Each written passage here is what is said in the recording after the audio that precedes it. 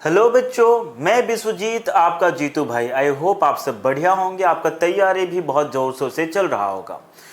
चलो बच्चों, आपका टाइम वेस्ट के बिना मैं स्टार्ट करता हूँ लिविंग वर्ल्ड को। ठीक है, तो चलो पहला देखते हैं।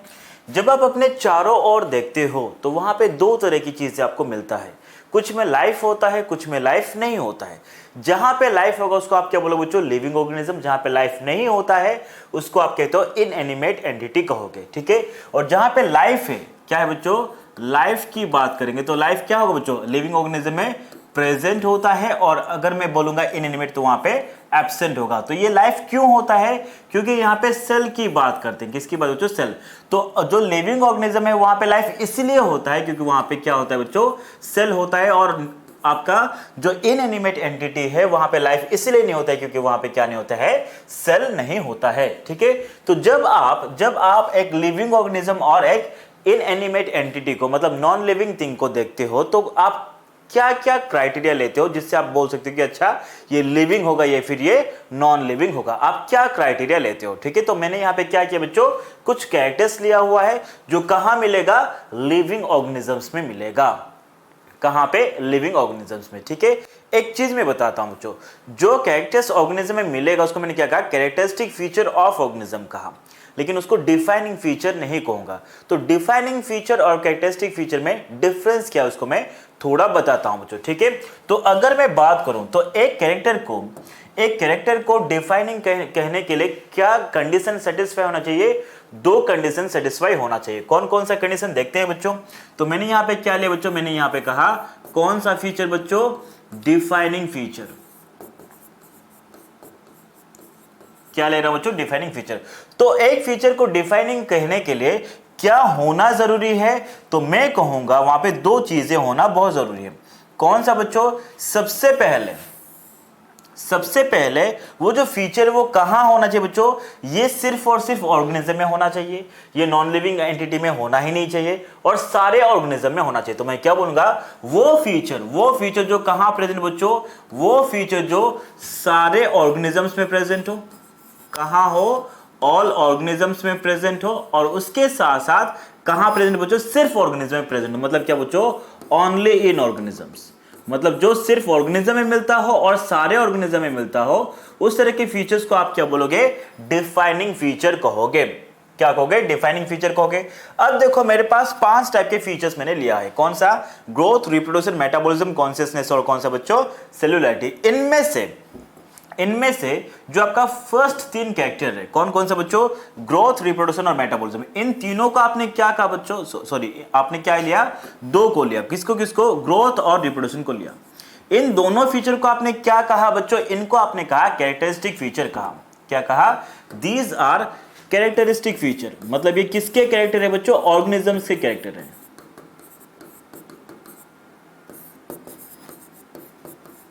क्या है बच्चों? ऑर्गेनिज्म के कैरेक्टर्स। लेकिन ये क्या नहीं है?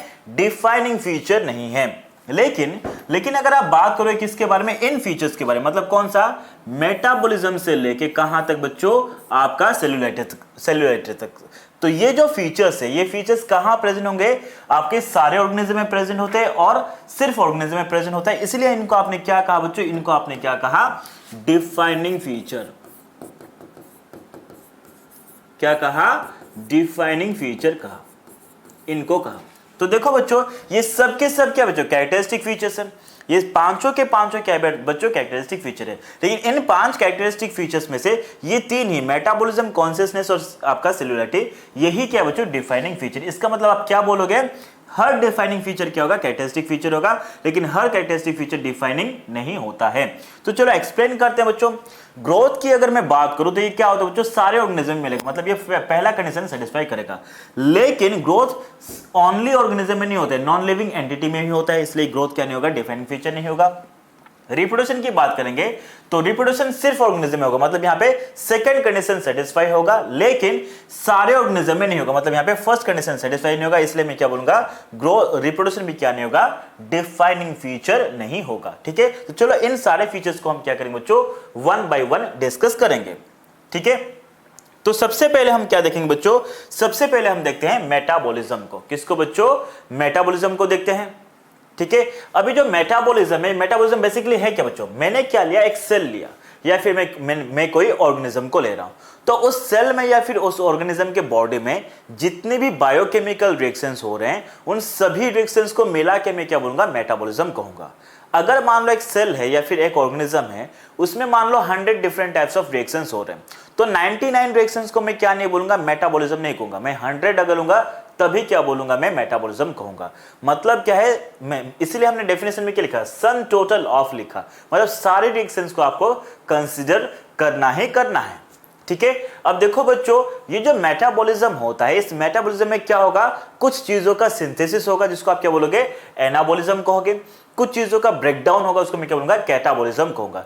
तो एनाबॉलिज्म में क्या बच्चों, वहां पे बिल्डिंग अप हो रहा है, मतलब छोटे छोटे चीजों से क्या होगा, लार्ज मॉलिक्यूल्स बनेंगे, और कैटाबॉलिज्म में क्या होगा, बड़े मॉलिक्यूल से स्मॉल मॉलिक्यूल्स बनेंगे। ठीक है। तो यही होता है बच्चों। तो मैं क्या बोलूंगा, जो मेटाबॉलिज्म है वो बेसिकली कितने टाइप के हैं, 2 टाइप के हैं। यहां पे क्या होता है, यहां पे क्या बच्चों, जो लार्ज मॉलिक्यूल्स होंगे, क्या होंगे, लार्ज कॉम्प्लेक्स मॉलिक्यूल्स होंगे, वो क्या होंगे बच्चों, ब्रेक डाउन करेंगे और उससे क्या बनेगा बच्चों, उससे स्मॉल मॉलिक्यूल्स बनेगा, स्मॉलर साइज के मॉलिक्यूल्स बनेंगे। तो ये आपको आना चाहिए। ठीक है, ये आपको आना चाहिए। और आपका जो एनाबॉलिज्म है, एनाबॉलिज्म में क्या होगा, जस्ट अपोजिट होगा। तो यहां पे क्या होगा बच्चों, यहां पे जो स्मॉल मॉलिक्यूल्स हैं, यहां पे क्या होगा, जो स्मॉल मॉलिक्यूल्स होंगे वो एक दूसरे के साथ रिएक्ट करेंगे और रिएक्ट करके क्या बनाएंगे बच्चों, वो लार्ज मॉलिक्यूल बनाएंगे। क्या बनाएंगे, लार्ज मॉलिक्यूल्स बनाएंगे। ठीक है। तो हमने क्या देखा, ये देखा हमने कैटाबॉलिज्म और एनाबॉलिज्म देखा। और कुछ प्रोसेसेस ऐसे होते हैं जहां पे कैटाबॉलिज्म और एनाबॉलिज्म दोनों होते हैं, उसको आप क्या कहते हो, एम्फीबॉलिज्म कहते हो। फॉर एग्जांपल रेस्पिरेशन, जो सेल के अंदर जो रेस्पिरेशन होता है उसको आप क्या कहते हो बच्चों, एम्फीबॉलिक प्रोसेस कहते हो। इसका मतलब क्या है, वहां पे एनाबॉलिज्म के साथ साथ क्या होगा बच्चों, कैटाबॉलिज्म होगा। और एक सेल में या फिर एक बॉडी के अंदर बहुत सारे रिएक्शंस होते हैं और वो सारे के सारे क्या होंगे, साइमल्टेनियसली चलेगा। और इसलिए एनसीईआरटी भी क्या कहता है, thousands of different kinds of reactions वो क्या होंगे, एक साथ चलते रहते हैं हमारे बॉडी में। ठीक है। तो हमने क्या देखा बच्चों, मेटाबॉलिज्म देखा। क्या देखा, मेटाबॉलिज्म देखा। और एक चीज आपको क्या याद रखना है बच्चों, ये याद रखना है कि मेटाबॉलिक रिएक्शंस कभी भी नॉन लिविंग एंटिटी में नहीं होता है और वो सारे के सारे लिविंग ऑर्गेनिज्म में होता है। और इसीलिए हमने क्या कहा, मेटाबॉलिज्म को डिफाइनिंग फीचर कहा। और जब मेटाबॉलिज्म स्टॉप हो जाता है, मतलब उस इंसान का या फिर उस ऑर्गेनिज्म का क्या होगा, परमानेंट डेथ हो जाएगा। ठीक है। तो इसको हमने, इसीलिए हमने क्या कहा बच्चों, उसको मैंने क्या कहा, डिफाइनिंग फीचर कहा। ठीक है। अब देखो बच्चों, एक ऑर्गेनिज्म में मान लो अलग अलग टाइप के रिएक्शंस हो रहे हैं, उसमें से अगर मैं एक रिएक्शन को मैं बॉडी के बाहर परफॉर्म करता हूं, टेस्ट ट्यूब के अंदर अगर मैं परफॉर्म करता हूं, तो उसको मैं क्या बोलूंगा बच्चों, आइसोलेटेड रिएक्शन कहूंगा। क्या कहूंगा, आइसोलेटेड रिएक्शन। इसका मतलब क्या है, अगर मैं मान लो यहां पे क्या लिया बच्चों, अगर मान लो मैंने यहां पे एक सेल लिया और इस सेल में क्या हो रहा है, बहुत सारे रिएक्शंस हो रहे हैं, है ना, वहां पे डीएनए का रेप्लिकेशन हो रहा है, ट्रांसक्रिप्शन हो रहा है, रेस्पिरेशन हो रहा है, अलग अलग टाइप के रिएक्शंस हो रहे हैं। तो मान लो मैंने यहां पे क्या किया, उन रिएक्शंस का नाम क्या दे दिया बच्चों, ए बी सी डी ऐसे दे दिया। अब मैं क्या करूं बच्चों, इस रिएक्शन डी को मैंने क्या किया, टेस्ट ट्यूब के अंदर परफॉर्म करा रहा हूं, है ना, मतलब जो कंडीशंस चाहिए इस रिएक्शन डी को होने के लिए वो मैंने क्या किया बच्चों, इस टेस्ट ट्यूब में प्रोवाइड करा दिया और इससे क्या हुआ बच्चों, आपका वो रिएक्शन डी हो गया। तो इस रिएक्शन को मैं अब क्या बोलूंगा बच्चों, आइसोलेटेड रिएक्शन। एक्चुअल में सेल के अंदर या फिर ऑर्गेनिज्म के बॉडी के अंदर क्या हो रहा था, ये जो डी रिएक्शन है वो ए बी सी इनके साथ हो रहा था, मतलब ये क्या हो रहा था, एक ग्रुप में हो रहा था। लेकिन अब मैंने क्या किया बच्चों, टेस्ट ट्यूब के अंदर डी को अकेले करा रहा हूं, मतलब क्या कर रहा हूं, उसको सेपरेट कर दिया इस रिएक्शन को, इसलिए हमने इसको क्या कहा, आइसोलेटेड रिएक्शन कहा। अभी जो आइसोलेटेड मेटाबॉलिक रिएक्शन है वो कैसा होता है बच्चों, वो लिविंग रिएक्शन होगा, लेकिन इसको आप मैं लिविंग थिंग नहीं कहूंगा, मतलब ये इस रिएक्शन को आप लिविंग ऑर्गेनिज्म नहीं कहोगे। ये बेसिकली क्या बच्चों, आपका रिएक्शन है। क्या है, रिएक्शन है। और इसीलिए हमने क्या कहा बच्चों, जो आइसोलेटेड मेटाबॉलिक रिएक्शन है उसको हम क्या कर सकते हैं, बॉडी के बाहर, ये क्या हो सकता है बच्चों, इट कैन बी बॉडी और इट कैन बी सेल, है ना। तो मैंने क्या किया, बॉडी या सेल के बाहर हमने परफॉर्म करा। तो ये क्या बच्चों, ये मान लो क्या है, टेस्ट ट्यूब है, क्या है, टेस्ट ट्यूब है। और इस रिएक्शन को अभी मैंने क्या कहा, इन विट्रो रिएक्शन कहा। क्या कहा बच्चों, इन विट्रो रिएक्शन कहा। तो ये आपको याद रखना है, क्या कहते हैं उसको, इन विट्रो रिएक्शन कहते हैं। और ये क्या है बच्चों, लिविंग रिएक्शन है। क्या है ये जो इन विट्रो रिएक्शन है, जो आइसोलेटेड मेटाबॉलिक रिएक्शन है, वो कैसा होता है, लिविंग रिएक्शन होता है। लेकिन ये क्या नहीं है, लिविंग थिंग नहीं होगा। मतलब यहाँ पे थिंग का मतलब क्या बच्चों, ये आपका कोई क्या नहीं होगा, आपका लिविंग ऑर्गेनिज्म नहीं होगा, ये आपको याद रखना है। उसके बाद के बच्चों, उसके बाद सेल्यूलरिटी देखेंगे। जितने भी ऑर्गेनिज्म आप लेते हो वो सारे के सारे ऑर्गेनिज्म किससे बने होते हैं बच्चों, सेल से बने होते हैं। तो मैंने यहाँ पे क्या लिखा, all organisms are made of cells. अब देखो जो सेल होता है अलग अलग ऑर्गेनिज्म में, सेल का नंबर कैसा हो सकता है और सेल का टाइप क्या होगा उसको देखेंगे। सेल का नंबर बच्चों, सेल का नंबर क्या हो सकता है, सेल का नंबर एक ऑर्गेनिज्म में एक भी हो सकता है या फिर एक से ज्यादा भी हो सकता है। ठीक है, तो उस हिसाब से आप उसको क्या बोलोगे, यूनिसेलुलर या फिर मल्टीसेलुलर ऑर्गेनिज्म कहोगे। और जो सेल का टाइप होता है बच्चों, वो सेल का टाइप क्या हो सकता है, it can be prokaryotic cell और it can be eukaryotic cell, इनमें से कुछ भी हो सकता है। तो ये हमने देखा बच्चों। ठीक है, और क्योंकि सारे ऑर्गेनिज्म में क्या होता है जो सेल होता ही होता है, चाहे एक सेल ही क्यों ना हो, लेकिन सारे ऑर्गेनिज्म में सेल होता है और किसी भी नॉन लिविंग एंटिटी में सेल नहीं होता है। इसलिए आपने क्या कहा, सेल्यूलरिटी को क्या कहा बच्चों, डिफाइनिंग फीचर कहा। क्या कहा, डिफाइनिंग फीचर कहा। अब मैं किसकी बात करूं बच्चों, रिप्रोडक्शन की बात करूंगा। किसकी बात, रिप्रोडक्शन की बात। ठीक है, अब रिप्रोडक्शन का मतलब क्या बच्चों, रिप्रोडक्शन का मतलब होता है कोई इंडिविजुअल है वो अपने जैसा ही नया इंडिविजुअल बनाएगा, उसको मैं क्या बोलूंगा, रिप्रोडक्शन। इसका मतलब क्या हुआ, कभी भी आपका मैंगो के प्लांट से जामुन का प्लांट नहीं बनेगा, मैंगो के प्लांट से मैंगो का ही प्लांट बनेगा, हाथी से हाथी ही बनेगा, चींटी नहीं बनेगा। इसलिए हमने क्या कहा, ओन काइंड, अपने जैसा ही नया इंडिविजुअल बनाने को क्या कहा, मैंने रिप्रोडक्शन कहा। और ये जो रिप्रोडक्शन होता है बच्चों, उसको आपने ब्रॉडली दो ग्रुप में क्लासिफाई किया। कौन सा, एक होता है एसेक्सुअल रिप्रोडक्शन और एक कौन सा बच्चों, आपका सेक्सुअल रिप्रोडक्शन। और यहां पे आपने किसके बेसिस पे क्लासिफाई किया, इसके बेसिस पे कि वो जो ऑर्गेनिज्म होता है वहां पे फर्टिलाइजेशन होगा कि नहीं होगा। ठीक है, तो अगर वो रिप्रोडक्शन में फर्टिलाइजेशन होता है तो मैं क्या बोलूंगा, उसको सेक्सुअल रिप्रोडक्शन बोलूंगा। अगर फर्टिलाइजेशन नहीं होगा तो उसको मैं क्या बोलूंगा, एसेक्सुअल रिप्रोडक्शन कहूंगा। थोड़ा सा कुछ बेसिक डिफरेंसेस बता देता हूं बच्चों। एसेक्सुअल रिप्रोडक्शन में जो नंबर ऑफ पेरेंट्स इन्वॉल्व होते हैं वो हमेशा कितना होगा, एक ही होगा, तो मैंने उसको क्या कहा, यूनिपेरेंटल। लेकिन आपका जो सेक्सुअल रिप्रोडक्शन होगा वहां पे नंबर ऑफ पेरेंट्स क्या होते हैं इन्वॉल्व होने वाले, या तो एक होगा या फिर दो होगा। अगर दो होंगे तो वो अपोजिट सेक्स के होंगे। ठीक है, और ज्यादातर केस में क्या होता है बच्चों, दो पेरेंट्स इन्वॉल्व होंगे, तो मैंने उसको क्या कहा, बाइपेरेंटल। क्या कहा, बाइपेरेंटल कहा। और उसके बाद गेमेट का फॉर्मेशन बच्चों एसेक्सुअल रिप्रोडक्शन में हो भी सकता है या फिर नहीं भी हो सकता है। ठीक है, और कहां पे होगा, तो मैं बोलूंगा पार्थेनोजेनेसिस। आपने हनी भी पढ़ा है ना बच्चों, वहां पे क्या होता है, फीमेल गेमेट जो होता है वो क्या करता है, पार्थेनोजेनेसिस शो करके क्या बनाएगा, आपका सन बनाता है वो। ठीक है, तो वो आपको याद रखना है। मतलब क्या है बच्चों, आपका एसेक्सुअल रिप्रोडक्शन में गेमेट का फॉर्मेशन हो भी सकता है या फिर नहीं हो सकता है, लेकिन सेक्सुअल रिप्रोडक्शन में क्या होगा बच्चों, हमेशा गेमेट का फॉर्मेशन क्या होगा बच्चों, हमेशा होगा। अब उसके बाद क्या, एसेक्सुअल रिप्रोडक्शन में अगर मान लो गेमेट बन भी गया है तो उसका क्या नहीं होगा, फर्टिलाइजेशन कभी भी नहीं होगा। लेकिन आपका सेक्सुअल रिप्रोडक्शन में क्या होना चाहिए बच्चों, फर्टिलाइजेशन होना ही होना चाहिए। और अगर मैं बात करूं वेरिएशन की बात है ना, तो वेरिएशन कौन से रिप्रोडक्शन में होता है बच्चों, सेक्सुअल रिप्रोडक्शन में होता है और एसेक्सुअल रिप्रोडक्शन में नहीं होगा। और कॉम्प्लेक्सिटी और पेस की बात करूं तो क्या होगा, एसेक्सुअल रिप्रोडक्शन कैसा होता है, सिंपल होता है, और सिंपल होता है इसलिए वो कम टाइम में हो जाएगा, तो मैं क्या बोलूंगा, फास्ट प्रोसेस होगा। और सेक्सुअल रिप्रोडक्शन कैसा होता है बच्चों, वो सेक्सुअल रिप्रोडक्शन कैसा होगा, तो वो कॉम्प्लेक्स होगा, इलाबोरेटेड होगा, और कैसा बच्चों, वो स्लो होगा। तो ये कुछ बेसिक डिफरेंसेस देखा। उसके बाद क्या बच्चों देखो, उसके बाद एनसीईआरटी ने और कुछ पॉइंट्स लिखा है क्या, कि जो आपका एसेक्सुअल रिप्रोडक्शन होता है उसके कुछ टाइप्स दिया हुआ है। तो पहला टाइप कौन सा बच्चों, फिशन बताया है। ठीक है, अब जो फिशन होता है ये मेनली कौन से ऑर्गेनिज्म में होगा, यूनिसेलुलर ऑर्गेनिजम्स में होगा, चाहे वो प्रोकैरियोट हो या फिर यूकैरियोट हो। अगर वो यूनिसेलुलर है तो वहां पे क्या होने का चांसेस है बच्चों, फिशन होने का चांसेस है। और इनफैक्ट जो आपका क्या है बच्चों, बैक्टीरिया है, क्या है, बैक्टीरिया है। और जो यूनिसेलुलर बैक्टीरिया होते हैं उनमें सबसे कॉमन मोड ऑफ रिप्रोडक्शन कौन सा होता है, तो मैं क्या बोलूंगा, फिशन बोलूंगा। अब फिशन में क्या होगा बच्चों, फिशन में एक सेल से, मतलब एक यूनिसेलुलर ऑर्गेनिज्म से क्या होगा, या तो दो ऑर्गेनिजम्स बनेंगे, मतलब दो इंडिविजुअल बनेगा, या फिर दो से ज्यादा बनेगा। तो फिशन से कितना न्यू इंडिविजुअल बन रहा है उसके बेसिस पे आपने उसको दो ग्रुप में क्लासिफाई किया, बाइनरी फिशन और मल्टीपल फिशन। बाइनरी फिशन कब होगा, फेवरेबल कंडीशन में होगा, और मल्टीपल फिशन कब होता है, अनफेवरेबल कंडीशन में होगा। तो ये हमने कहा बच्चों। उसके बाद क्या, यहां पे मैंने कुछ यूनिसेलुलर ऑर्गेनिजम्स के एग्जांपल दिया बच्चों, जैसे कि पैरामेसियम हो गया, एमीबा हो गया, बैक्टीरिया हो गया। सारे बैक्टीरिया नहीं होते यूनिसेलुलर, जो यूनिसेलुलर बैक्टीरिया होते हैं वहां पे क्या होगा बच्चों, फिशन होगा। उसके बाद क्या बच्चों, बर्डिंग की बात करेंगे तो बर्डिंग में क्या होता है, बर्डिंग में क्या होगा बच्चों, एक आउटग्रोथ बनेगा। क्या बनेगा, आउटग्रोथ बनेगा। और वो बर्ड जब पेरेंट बॉडी से डिटैच होगा तो वो क्या बनेगा, न्यू इंडिविजुअल बना देगा। और ये कहां मिलता है बच्चों, कुछ ऑर्गेनिजम्स में, जैसे कि आपका ईस्ट हो गया, फिर हाइड्रा हो गया। उसके बाद के बच्चों फ्रेगमेंटेशन, ये कहां पे होता है बच्चों, ये फिलामेंटस स्ट्रक्चर वाले ऑर्गेनिज्म में होगा, है ना। और यहां पे क्या होगा बच्चों, जब क्या होगा, वो जो फिलामेंटस स्ट्रक्चर होगा या फिर इंडिविजुअल है, उसका क्या हुआ, अगर वो कट हो गया किसी भी रीजन की वजह से, अगर वो कट हो गया तो क्या होगा, हर एक फ्रेगमेंट जो बना है वो नया इंडिविजुअल बनाएगा। उसको मैंने क्या कहा, फ्रेगमेंटेशन कहा। इसके कुछ एग्जांपल दिया हुआ है बच्चों, protonema of moss. Basically protonema क्या होता है बच्चों, ये गेमेटोफाइट हुआ। किसका गेमेटोफाइट, मोसेस के गेमेटोफाइट है। और मोसेस में दो तरह के गेमेटोफाइट बनेगा, जो अभी बना है, मतलब जो जुवेनाइल गेमेटोफाइट है उसको क्या कहते हैं, प्रोटोनिमा।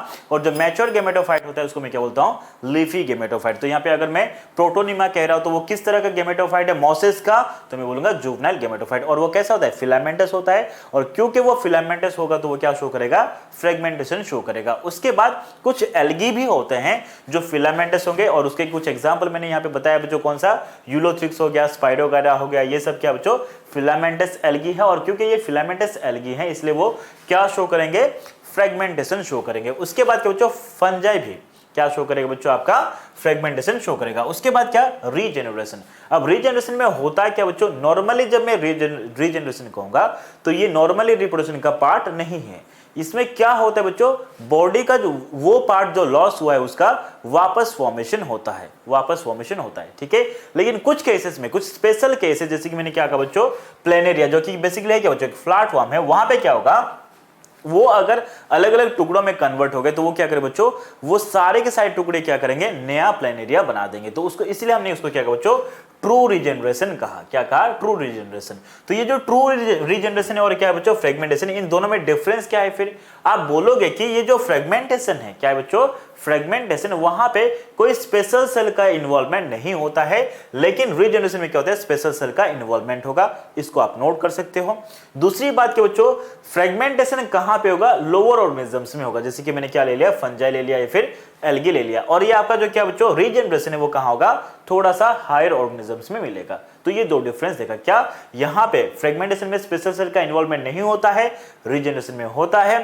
फ्रेगमेंटेशन क्या कहां होगा बच्चों, लोअर ऑर्गेनिजम्स में होगा। और ये कहां होगा बच्चों, रीजनरेशन हायर ऑर्गेनिजम्स में होगा। ये हमने देखा। मतलब हमने क्या डिस्कस कर लिया बच्चों, मोड्स ऑफ एसेक्सुअल रिप्रोडक्शन देखा। उसके बाद क्या बच्चों, उसके बाद ये हुआ कि ये जो मैंने क्या कहा था, रिप्रोडक्शन को कहा था, तो रिप्रोडक्शन कभी भी नॉन लिविंग एंटिटी में नहीं होगा। मतलब क्या है, ये एक पेन है और आप अगर बोलोगे कि इससे दो बन जाए तो ये कभी नहीं होगा। मतलब ये क्या नहीं कर रहा है बच्चों, रिप्रोड्यूस नहीं कर रहा है, लेकिन ऑर्गेनिज्म करेगा। लेकिन सारे ऑर्गेनिज्म नहीं करते हैं, ठीक है, सारे ऑर्गेनिज्म रिप्रोडक्शन नहीं करते हैं। जैसे कि कुछ एग्जाम्पल दिया हुआ है, कौन सा बच्चों, म्यूल हो गया, है ना, म्यूल हो गया, हिनी भी ले सकते हैं बच्चों हम लोग। और क्या ले सकते हैं बच्चों, चलो मैं इसको यहाँ पे ले लेता हूं मैं, और मैं म्यूल के साथ साथ क्या ले सकता हूं बच्चों, मैं हिनी ले सकता हूं, ठीक है, स्टेराइल वर्कर भी ले सकता हूं, इनफर्टाइल ह्यूमन ले सकता हूं, ठीक है।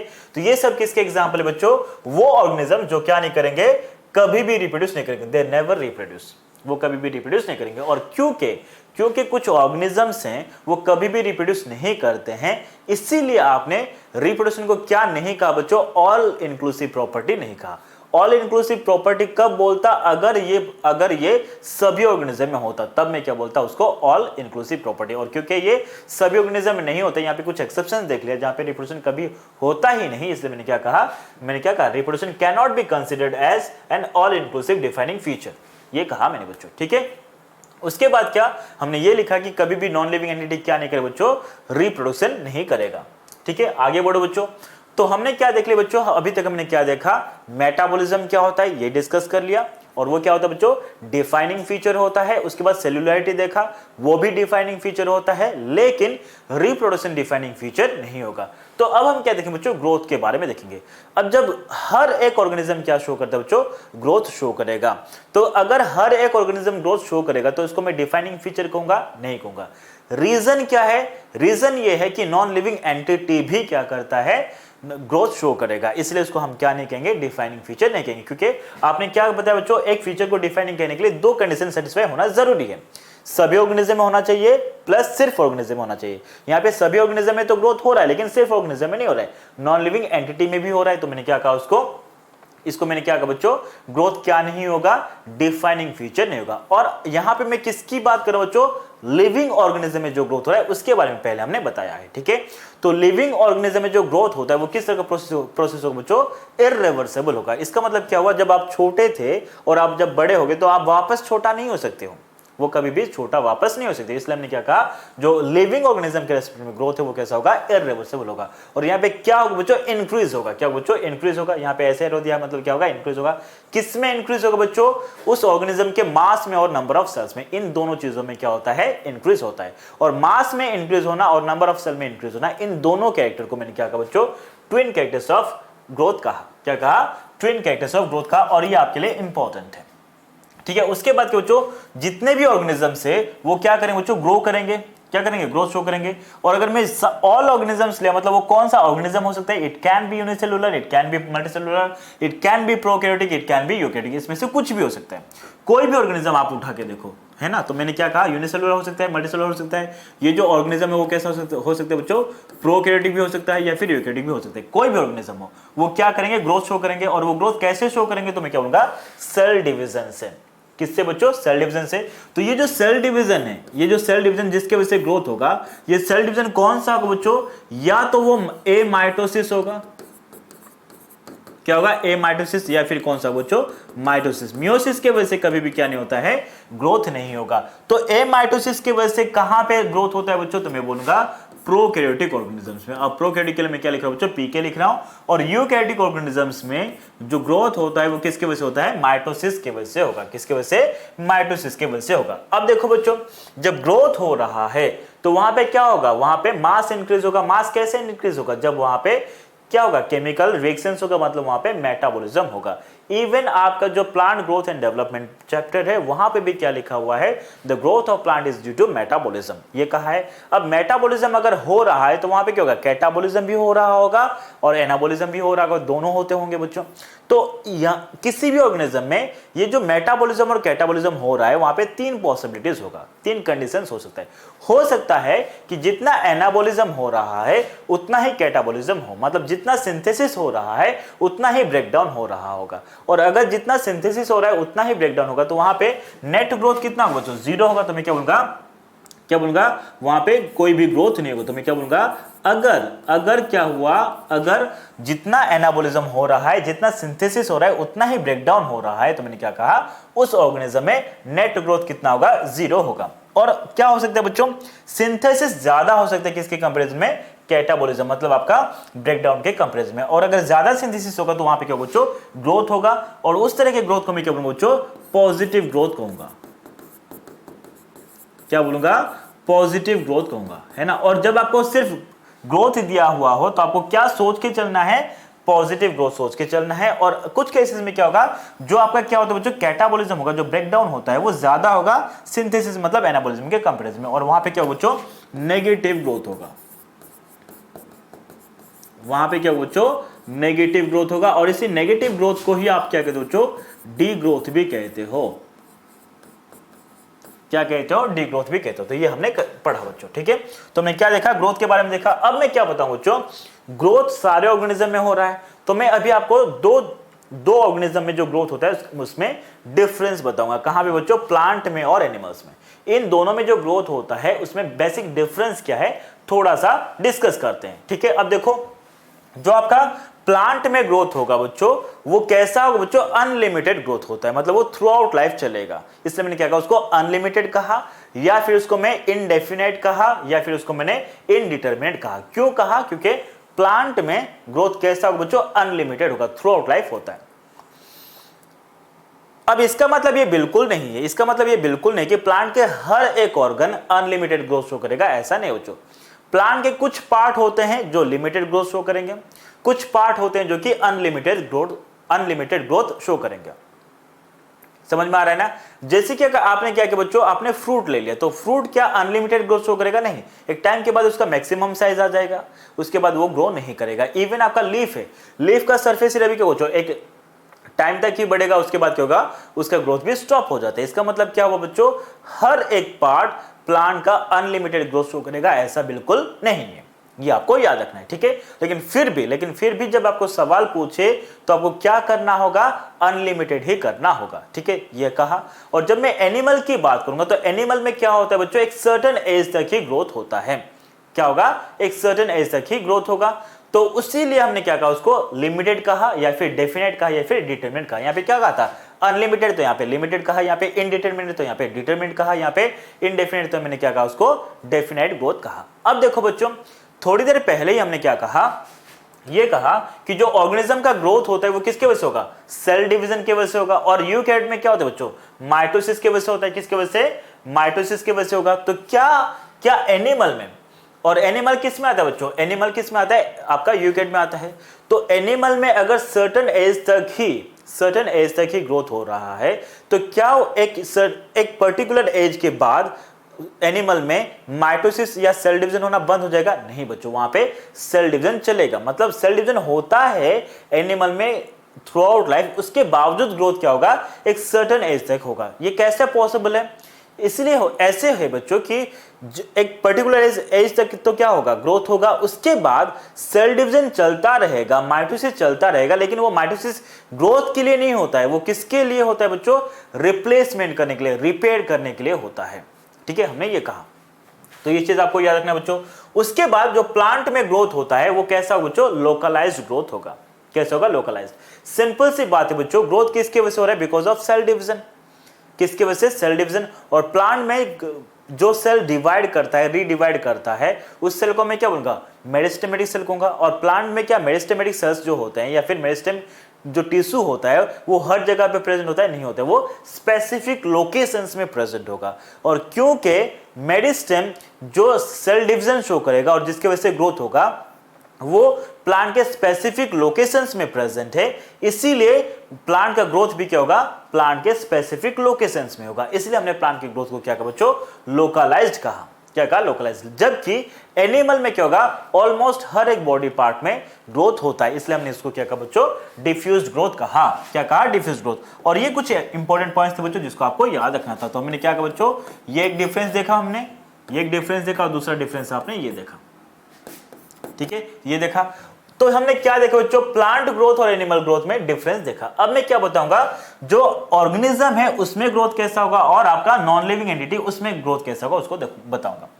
ऑर्गेनिज्म में जो ग्रोथ होता है बच्चों वो कैसा होगा, इररिवर्सिबल होता है। कैसा होगा, इररिवर्सिबल, मतलब अगर वो बड़ा हो गया तो वो कभी छोटा नहीं होगा। लेकिन जो आपका नॉन लिविंग एंटिटी है वहां पे ग्रोथ कैसा होगा बच्चों, वो रिवर्सिबल होगा। कैसा होगा, रिवर्सिबल। तो चलो एक एग्जांपल लेके बताता हूं। मान लो यहाँ पे क्या बच्चों, यहाँ पे सैंड्यून है, यहाँ पे क्या है, सैंड्यून है, मतलब यहाँ पे बहुत सारे धूल है। मान लो यहाँ पे क्या हुआ बच्चों, बाहर से, मान लो यहाँ पे क्या हुआ, बाहर से हवा आया है ना, और हवा आने की वजह से क्या हुआ, यहाँ पे वो डस्ट पार्टिकल्स, सैंड पार्टिकल्स क्या हुआ, यहाँ पे उसके सरफेस में जमा होना शुरू हो गया।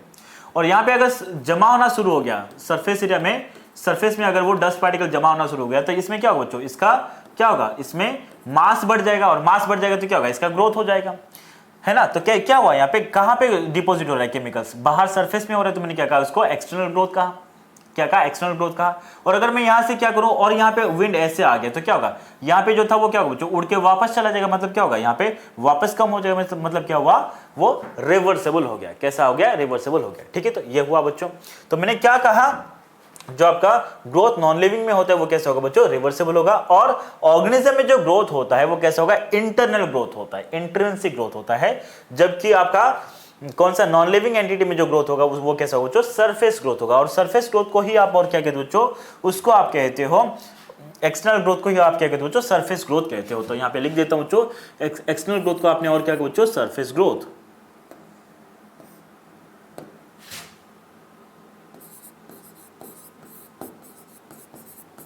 इसको आपने और क्या कहा बच्चों, सरफेस ग्रोथ भी कहा। क्या कहा, सरफेस ग्रोथ। तो ये कुछ डिफरेंस है जिसको आपको याद रखना था, ठीक है। और जो non living entity growth show करेगा उसके कुछ एग्जांपल आपके एनसीईआरटी ने दिया है बच्चों, जैसे कि कौन सा, बाउल्डर्स हो गया, सैंड्यून्स हो गया, ये सब कुछ एग्जांपल्स है, ठीक है। तो चलो वो उसको आपको याद रखना है। तो चलो मैं यहाँ पे वो नाम बता देता हूं बच्चों, यहाँ पे वो एग्जाम्पल बता देता हूं। कौन सा बच्चों, सैंड्यून हो गया, है ना, या फिर क्या हुआ बच्चों आपका बाउल्स हो गए। तो ये सब क्या है बच्चों, ये सब वो स्ट्रक्चर से जो क्या करेंगे, ग्रोथ शो करेंगे। किस तरह के ग्रोथ, एक्सटर्नल ग्रोथ और किस तरह का, रिवर्सिबल ग्रोथ। कैसा बच्चों, रिवर्सिबल। अब देखो कभी भी नॉन लिविंग एंटिटी क्या शो नहीं करेगा बच्चों, इंटरनल ग्रोथ शो नहीं करेगा। क्या नहीं करेगा, इंटरनल। वो ग्रोथ शो करता है लेकिन एक्सटर्नल करेगा, इंटरनल कभी भी नहीं करेगा। और सारे ऑर्गेनिज्म क्या करते हैं, इंटरनल ग्रोथ शो करते हैं, है ना। और कोई भी non living entity internal growth show नहीं करेगा। इसीलिए हमने क्या कहा बच्चों, जो इंटरनल ग्रोथ है, ग्रोथ को तो डिफाइनिंग फीचर नहीं कहा, लेकिन हम क्या कह सकते हैं, हम ये कह सकते हैं कि जो इंटरनल ग्रोथ है, क्या है, इंटरनल ग्रोथ है, उसको आप क्या कह सकते हो बच्चों, उसको आप डिफाइनिंग फीचर कह सकते हो। उसको आप क्या कह सकते हो, डिफाइनिंग फीचर कह सकते हो। मैं रिपीट कर रहा हूं, जब आप ग्रोथ कहोगे तो ग्रोथ डिफाइनिंग फीचर नहीं है, ग्रोथ डिफाइनिंग फीचर नहीं, लेकिन इंटरनल ग्रोथ क्या बच्चों, इंटरनल ग्रोथ डिफाइनिंग फीचर को। तो यहां पे मैं लिख देता हूं बच्चों, ग्रोथ अगर आप ले रहे हो, सिंपली अगर ग्रोथ ले रहे हो तो वो क्या होगा बच्चों, that is not a defining feature. वो क्या नहीं है बच्चों, डिफाइनिंग फीचर नहीं है।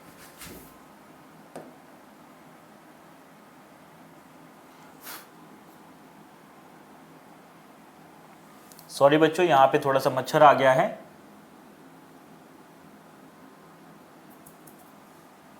Very sorry.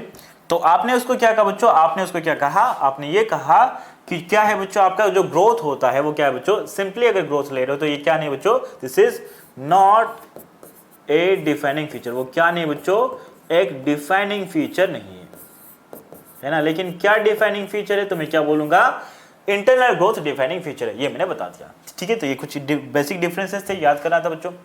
उसके बाद और क्या बच्चों, उसके बाद थोड़ा सा और बताता हूं। अगर मैं यूनिसेलुलर ऑर्गेनिज्म लूंगा, क्या लूंगा बच्चों, यूनिसेलुलर ऑर्गेनिजम्स। मेरे पास दो तरह के ऑर्गेनिज्म है, कौन कौन सा, यूनिसेलुलर और मल्टीसेलुलर। कौन सा बच्चों, यूनिसेलुलर और मल्टीसेलुलर। इन दोनों में क्या, यहां पे क्या होगा थोड़ा सा देखेंगे बच्चों, ध्यान से सुनना है। तो देखो यूनिसेलुलर ऑर्गेनिज्म लिया, तो यूनिसेलुलर ऑर्गेनिज्म में एक सेल क्या होगा, एक इंडिविजुअल भी होगा। तो ये क्या है बच्चों, एक सेल भी है और उसके साथ साथ क्या है, इंडिविजुअल है। ठीक है, तो इस सेल में हमने क्या करा दिया बच्चों, सेल डिवीजन करा दिया। तो सेल डिवीजन कराने से क्या हुआ बच्चों, एक सेल से क्या हुआ, दो सेल बन गए, एक सेल से दो सेल बन गया। और सेल का नंबर जब इंक्रीज होता है तो उसको मैं क्या कहता हूं बच्चों, ग्रोथ कहता हूं। क्या कहता हूं, ग्रोथ कहता हूं। तो जब सेल डिवीजन हुआ तो इस यूनिसेलुलर ऑर्गेनिज्म में क्या बच्चों, ग्रोथ हुआ, क्योंकि यहां पे क्या हुआ, एक सेल जो पहले था वो अब क्या हुआ, दो सेल बन गए, मतलब सेल का नंबर इंक्रीज हुआ तो क्या हुआ, ग्रोथ हो गया। उसके अलावा इस सेल को मैंने क्या कहा, एक इंडिविजुअल कहा, क्योंकि ऑर्गेनिज्म कैसा है, यूनिसेलुलर है। इन दोनों सेल को भी क्या बोलूंगा बच्चों, इंडिविजुअल कहूंगा। तो जब आपका सेल डिवीजन हुआ तो उस टाइम पे और क्या हुआ बच्चों, एक सेल, एक इंडिविजुअल से दो इंडिविजुअल बने, मतलब इंडिविजुअल का नंबर बढ़ा, और इंडिविजुअल का नंबर बढ़ा मतलब क्या हुआ बच्चों, यहां पे रिप्रोडक्शन भी हुआ। क्या हुआ, रिप्रोडक्शन भी हुआ। इसका मतलब क्या बोलूंगा, इसका मतलब ये कहूंगा कि यूनिसेलुलर ऑर्गेनिज्म में जब सेल डिवीजन होता है तो वहां पे ग्रोथ भी होता है और रिप्रोडक्शन भी होता है।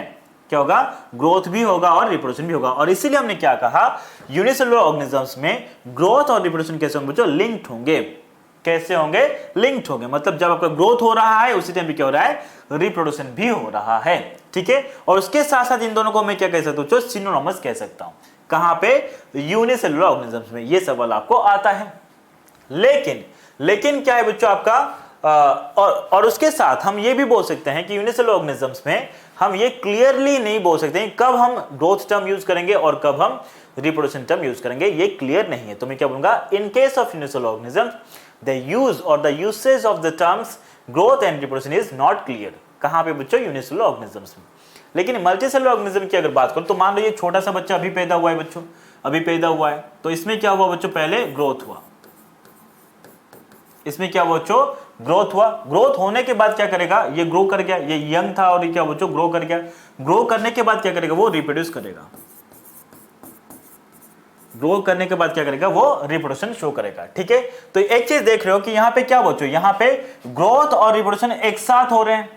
क्या हो रहा है बच्चों, ग्रोथ और रिप्रोडक्शन एक साथ हो रहे हैं। तो मैं क्या बोलूंगा बच्चों, यहां पे मैं ये कहूंगा, यहां पे ये कहूंगा बच्चों कि यूनिसेलुलर ऑर्गेनिजम्स में, कहां पे बच्चों, यूनिसेलुलर ऑर्गेनिजम्स में जो ग्रोथ और रिप्रोडक्शन होता है वो कैसा बच्चों, म्यूचुअली इंक्लूसिव इवेंट्स होते हैं। कैसे हैं, म्यूचुअली इंक्लूसिव इवेंट्स हैं। अब म्यूचुअली इंक्लूसिव का मतलब क्या बच्चों, जब एक चीज हो रहा है तो दूसरा चीज भी हो रहा है, तो मैंने क्या कहा, म्यूचुअली इंक्लूसिव इवेंट कहा। किसको कहा बच्चों, मैंने कहा ग्रोथ और रिप्रोडक्शन को। किसको, ग्रोथ और रिप्रोडक्शन को। लेकिन मल्टीसेलुलर ऑर्गेनिज्म में क्या हो रहा है बच्चों, ग्रोथ रिप्रोडक्शन रिलेटेड तो है, मतलब अगर ग्रोथ नहीं होगा तो रिप्रोडक्शन होगा ही नहीं, तो मतलब पहले ग्रो करना होगा उसके बाद रिप्रोडक्शन होगा। मतलब क्या है, ये दो चीज रिलेटेड है, लेकिन ये एक साथ नहीं हो रहे। पहले ग्रो किया उसके बाद क्या हुआ, रिप्रोडक्शन हुआ। इसलिए मैंने क्या कहा, मैं ये कहूंगा कि इस ऑर्गेनिज्म में ये दोनों चीज जो है, कौन सा बच्चों, आपका ग्रोथ और रिप्रोडक्शन है, वो रिलेटेड तो होते हैं। क्या होते हैं, रिलेटेड होते हैं, लेकिन क्या नहीं होंगे, तो मैं बोलूंगा म्यूचुअली इंक्लूसिव इवेंट नहीं होगा। वो कैसे होंगे, एक्सक्लूसिव इवेंट होते हैं। तो मैं मतलब क्या बोलूंगा, दे आर रिलेटेड, लेकिन क्या नहीं बच्चों, they are not mutually inclusive events. वो क्या नहीं है बच्चों, म्यूचुअली इंक्लूसिव इवेंट्स नहीं है। मैं रिपीट कर रहा हूं, म्यूचुअली इंक्लूसिव इवेंट्स का मतलब क्या हुआ, अगर एक इवेंट हो रहा है तो उसी टाइम पे ही दूसरा इवेंट होता हो, तो मैं क्या बोलूंगा, म्यूचुअली इंक्लूसिव इवेंट्स हो रहा है। और यहां पे देखो, जब सेल डिवीजन हो रहा है तो ग्रोथ भी हो रहा है और रिप्रोडक्शन भी हो रहा है। तो मैंने क्या कहा, ग्रोथ और रिप्रोडक्शन इस ऑर्गेनिज्म में कैसे बच्चों, म्यूचुअली इंक्लूसिव इवेंट्स है। लेकिन इस केस में क्या बच्चों, इस केस में ग्रोथ हुआ उसके बाद रिप्रोडक्शन हुआ, मतलब ये दोनों एक साथ नहीं हो रहे। तो मैंने क्या कहा बच्चों, मैंने कहा क्या, they are not mutually inclusive events. लेकिन क्या है बच्चों, रिलेटेड है। मतलब क्या है, चाहे वो यूनिसेलुलर ऑर्गेनिज्म हो या फिर मल्टीसेलुलर ऑर्गेनिज्म हो, दोनों में ग्रोथ और रिप्रोडक्शन कैसे बच्चों, रिलेटेड होंगे। कैसे होंगे, रिलेटेड होंगे, लिंक्ड होंगे। लिंक्ड का मतलब क्या, दे आर रिलेटेड। ठीक है, तो हमने क्या देखा बच्चों, आपका मैंने क्या बताया, आपका रिप्रोडक्शन खत्म हुआ। अब मैं क्या बताऊंगा बच्चों, कॉन्शियसनेस बताऊंगा। क्या बताऊंगा, कॉन्शियसनेस बताऊंगा। जितने भी क्या है बच्चों कैरेक्टरिस्टिक फीचर है, उनमें से सबसे क्या है बच्चों, टेक्निकली जो आपका कॉम्प्लिकेटेड फीचर है वो कौन सा है बच्चों, कॉन्शियसनेस है। अब कॉन्शियसनेस में बेसिकली होता है क्या बच्चों, इसको आप अलग अलग नाम से कहते हो बच्चों। इसको इरिटेबिलिटी भी बोलते हो हम, इसको रेस्पॉन्सिवनेस भी बोलते हो। ठीक है, यहाँ पे क्या होता है, यहाँ पे एक ऑर्गेनिज्म क्या करेगा, जो चेंजेस हो रहा है वो जहां पे प्रेजेंट है, वो जो जहां पे प्रेजेंट है, जिस एनवायरनमेंट या हैबिटेट में प्रेजेंट है, उस हैबिटेट में क्या होता है बच्चों, चेंजेस होता रहता है और उस चेंज को वो सेंस करेगा। तो पहली बात क्या बच्चों, वो सेंस करेगा और सेंस करने के बाद उसको रेस्पॉन्ड करेगा, है ना। तो मैं क्या बोलूंगा, ऑर्गेनिज्म का वो एबिलिटी जिससे वो क्या करे बच्चों, एनवायरनमेंट या हैबिटेट में जो चेंज हो रहा है उसको सेंस करे और उसको रेस्पॉन्ड करे, उसको मैं क्या बोलूंगा, मैं उस एबिलिटी को मैं क्या बोलूंगा, मैं कहूंगा कॉन्शियसनेस। क्या कहूंगा, कॉन्शियसनेस। और वो चेंज जिसकी वजह से ऑर्गेनिज्म रेस्पॉन्ड कर रहा है, उस चेंज को मैं क्या बोलूंगा बच्चों, स्टिमुलस कहूंगा। क्या कहूंगा, स्टिमुलस कहूंगा, है ना। तो क्या किसी भी चेंज को मैं स्टिमुलस कहूंगा बच्चों, नहीं कहूंगा। किसी भी चेंज को स्टिमुलस कहने के लिए उसमें क्या होना चाहिए बच्चों, थ्रेशोल्ड वैल्यू होना चाहिए। मतलब क्या, हल्का सा अगर मैं आपको टच करूं तो उसको आप स्टिमुलस नहीं कहोगे। आप अगर सोए हुए हो तो मैं अगर बहुत धीरे से छूंगा तो आप बिल्कुल नहीं उठोगे, लेकिन मैं अगर जोर से ऐसे थप्पड़ मार दूं तो क्या होगा, आप उठ जाओगे। तो आपने जो हल्के से छुआ वो क्या नहीं बच्चों, स्टिमुलस नहीं है।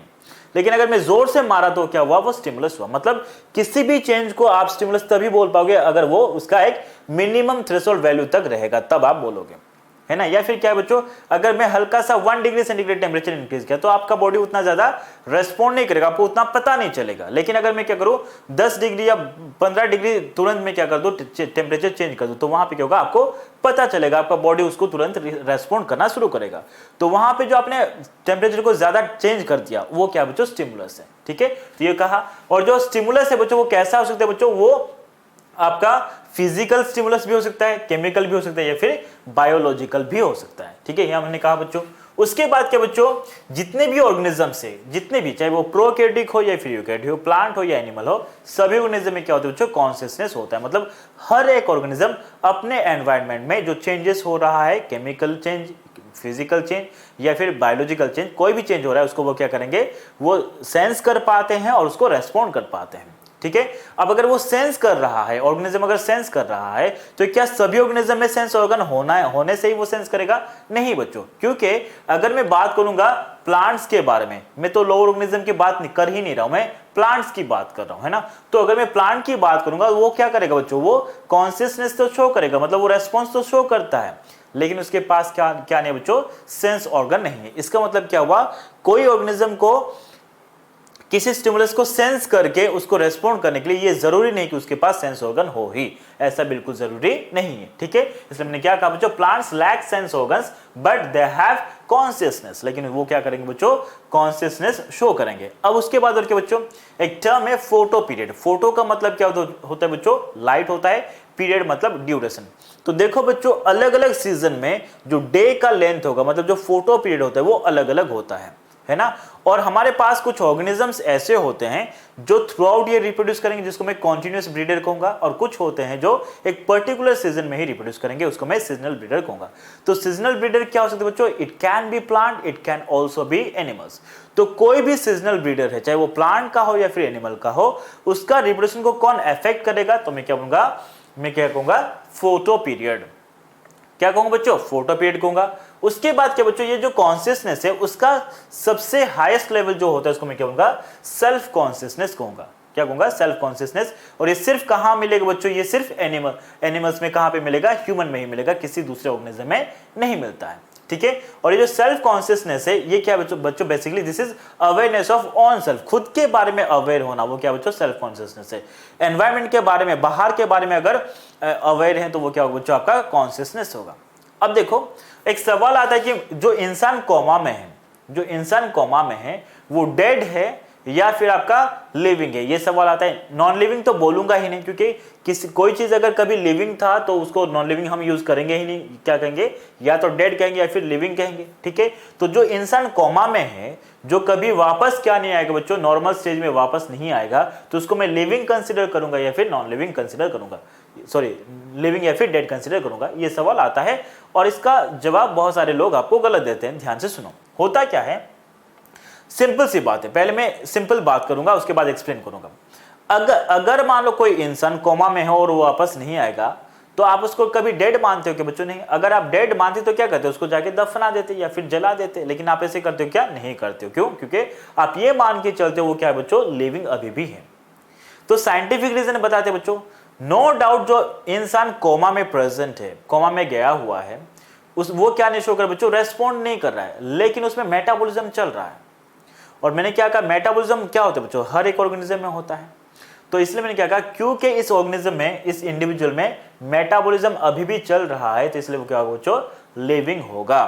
क्या होगा, लिविंग होगा। तो आप पूछोगे कि सर जो इंसान कोमा में है उसमें तो कॉन्शियसनेस नहीं है, अगर वो कॉन्शियसनेस नहीं है तो क्या मैं कॉन्शियसनेस को मैं डिफाइनिंग फीचर कहूंगा, क्या, बिल्कुल कहूंगा। आप पूछोगे कि सर क्या कहा आपने, ये कहा था कि जो डिफाइनिंग फीचर वो सारे ऑर्गेनिज्म में होना चाहिए, यहाँ पे तो नहीं है, तो उसको मैं कैसे डिफाइनिंग फीचर कहूंगा। देखो बच्चों, आपने गलत सोचा, क्या कि ये जो इंसान जो कोमा में गए हुए हैं, वो कोमा में जाने से पहले नॉर्मल थे ना, और जब नॉर्मल थे तो उस टाइम पे क्या था, उनके पास कॉन्शियसनेस था, है ना। तो मैं क्या बोलूंगा, इसका मतलब क्या हुआ, कोई भी इंसान अगर वो पैदा हुआ है तो उसके पास कभी ना कभी क्या था, जो कॉन्शियसनेस पहले था। अगर ऐसा होता कि कुछ ऑर्गेनिज्म ऐसे बनते, कुछ आपके ह्यूमन बीइंग ऐसे पैदा हुए होते जो स्टार्टिंग से ही क्या होते बच्चों, उनके पास कॉन्शियसनेस नहीं होता, तब मैं क्या बोलता, कॉन्शियसनेस क्या नहीं है, डिफाइनिंग फीचर नहीं है, ऐसे कहता, ठीक है। तो इसलिए हमने क्या कहा बच्चों, जो इंसान कोमा में है वो कैसा बच्चों, वो लिविंग होगा। वो कैसा बच्चों, लिविंग होगा। और लिविंग होने के पीछे रीजन क्या है, क्योंकि इसके पास क्या चल रहा है बच्चों, मेटाबॉलिज्म चल रहा है। क्या चल रहा है, मेटाबॉलिज्म चल रहा है, ठीक है। तो हमने क्या देखा बच्चों, कॉन्शियसनेस देखा, क्या देखा, कॉन्शियसनेस देखा। तो हमारा क्या खत्म हुआ बच्चों, फीचर्स खत्म हुआ। कौन कौन सा फीचर हमने देखा किसके बारे में, ग्रोथ के बारे में, रिप्रोडक्शन के बारे में देखा हमने, फिर उसके बाद मेटाबॉलिज्म देखा, सेल्युलरिटी देखा, और क्या देखा बच्चों, कॉन्शियसनेस देखा। क्या देखा, कॉन्शियसनेस देखा। अब मैं किसके बारे में बताऊं बच्चों, जो लिविंग वर्ल्ड है उसमें डाइवर्सिटी की बात करूंगा, है ना। अब देखो बच्चों, जब हम अपने चारों ओर देखते हैं तो वहां पे क्या एक ही तरह के ऑर्गेनिज्म मिलते हैं, नहीं, कि प्लांट्स अलग अलग टाइप के मिलते हैं, एनिमल्स अलग अलग टाइप के मिलते हैं, और आपका जो माइक्रोब जिसको आप नेकेड आई से नहीं देख पाते वो भी क्या होते हैं बच्चों, हजारों टाइप के होते हैं। मतलब क्या है, इस अर्थ में अलग अलग टाइप के ऑर्गेनिजम्स एग्जिस्ट करते हैं, ठीक है। And that existence of different types of organisms on earth is known as biodiversity और डाइवर्सिटी, ठीक है। और कितने टाइप के ऑर्गेनिजम्स है अभी तक किसी साइंटिस्ट ने उसको कैलकुलेट नहीं किया है। लेकिन हमें कितने ऑर्गेनिज्म के बारे में स्टडी कर लिया है, मतलब टेक्सोनॉमिकली नॉन ऑर्गेनिजम्स कितने, तो मैं क्या बोलूंगा 1.7 टू 1.8 मिलियन, है ना। 1 मिलियन मतलब क्या क्या बच्चों 10 लाख, मतलब कितना 17 लाख से 18 लाख तक जो ऑर्गेनिजम्स है उसको हमने क्या किया टेक्सोनॉमिकली स्टडी कर लिया है। ठीक है, तो ये नॉन वैल्यू है। ठीक है, इसका मतलब ये नहीं कि इतने ही ऑर्गेनिज्म नहीं और इतने टाइप के स्पीसीज ऐसे नहीं बच्चों, इससे भी काफी ज्यादा टाइप के क्या है स्पीसीज प्रेजेंट है, लेकिन इतने स्पीसीज को हमने क्या किया है स्टडी किया हुआ है ना। अब देखो बच्चों, इतने अगर डाइवर्सिटी है तो इन सभी स्पीसीज को इंडिविजुअली स्टडी करना पॉसिबल है क्या बच्चों, नहीं है, वो पॉसिबल नहीं है ना। हम मर जाएंगे तब भी क्या नहीं होगा बच्चों, इतने स्पीसीज को स्टडी करना मतलब पॉसिबल होगा ही नहीं।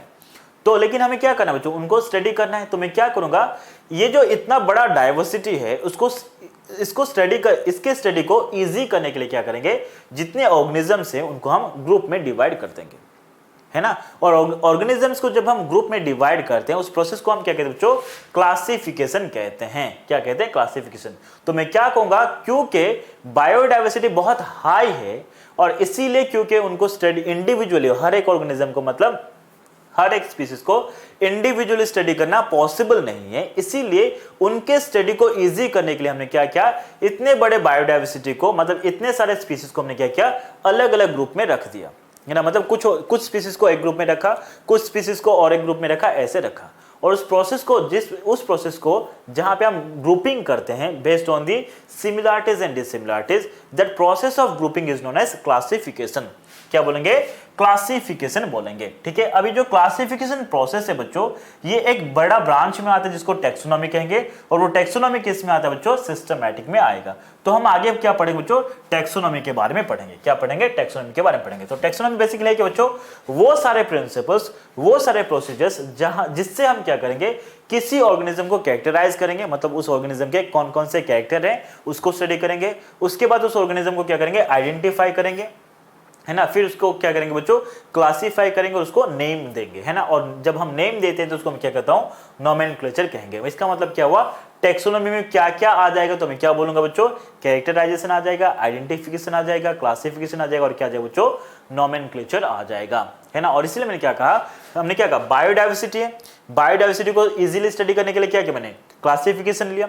और क्लासिफिकेशन किस में आ जाता है बच्चों, क्लासिफिकेशन किस में आ जाता है, टेक्सोनॉमी में आ जाता है। इसलिए हम क्या करेंगे बच्चों, टेक्सोनॉमी के बारे में थोड़ा सा पढ़ेंगे, है ना। अब जो टेक्सोनॉमी है बच्चों, टेक्सोनॉमी के फादर कौन है, तो मैं क्या बोलूंगा, लीनियस कहूंगा, है ना। अब देखो बच्चों, टेक्सोनॉमी को हमने क्या किया बच्चों, दो ग्रुप में क्लासिफाई किया। कौन सा, क्लासिकल, और एक कौन सा बच्चों, मॉडर्न।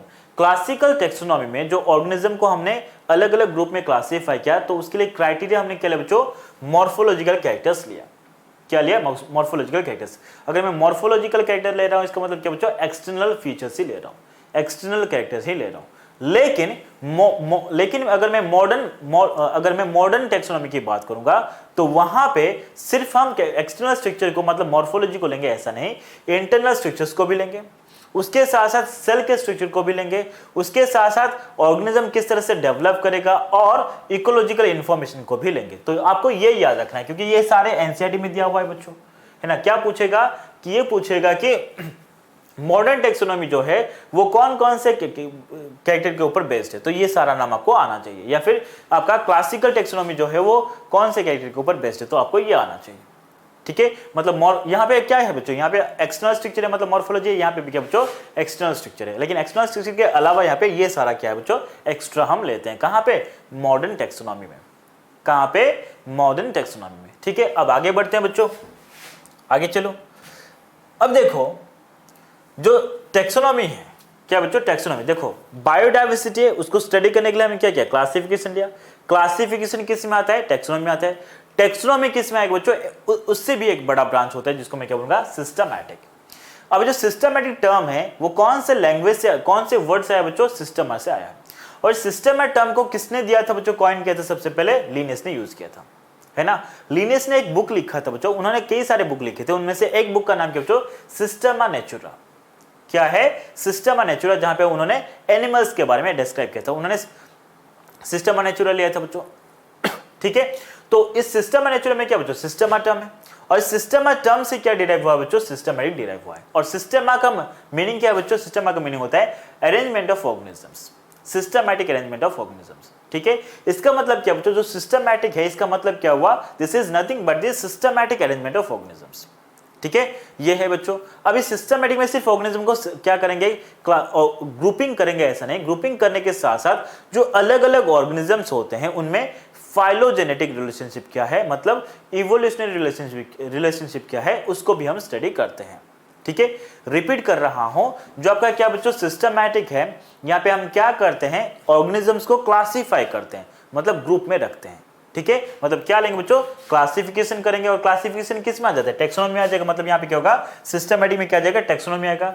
उसके साथ साथ मतलब उनको क्लासिफाई करने के साथ साथ हम क्या करेंगे, उन ऑर्गेनिजम्स के बीच कौन सा किस तरह से इवोल्यूशनरी रिलेशनशिप है उसको भी देखते हैं।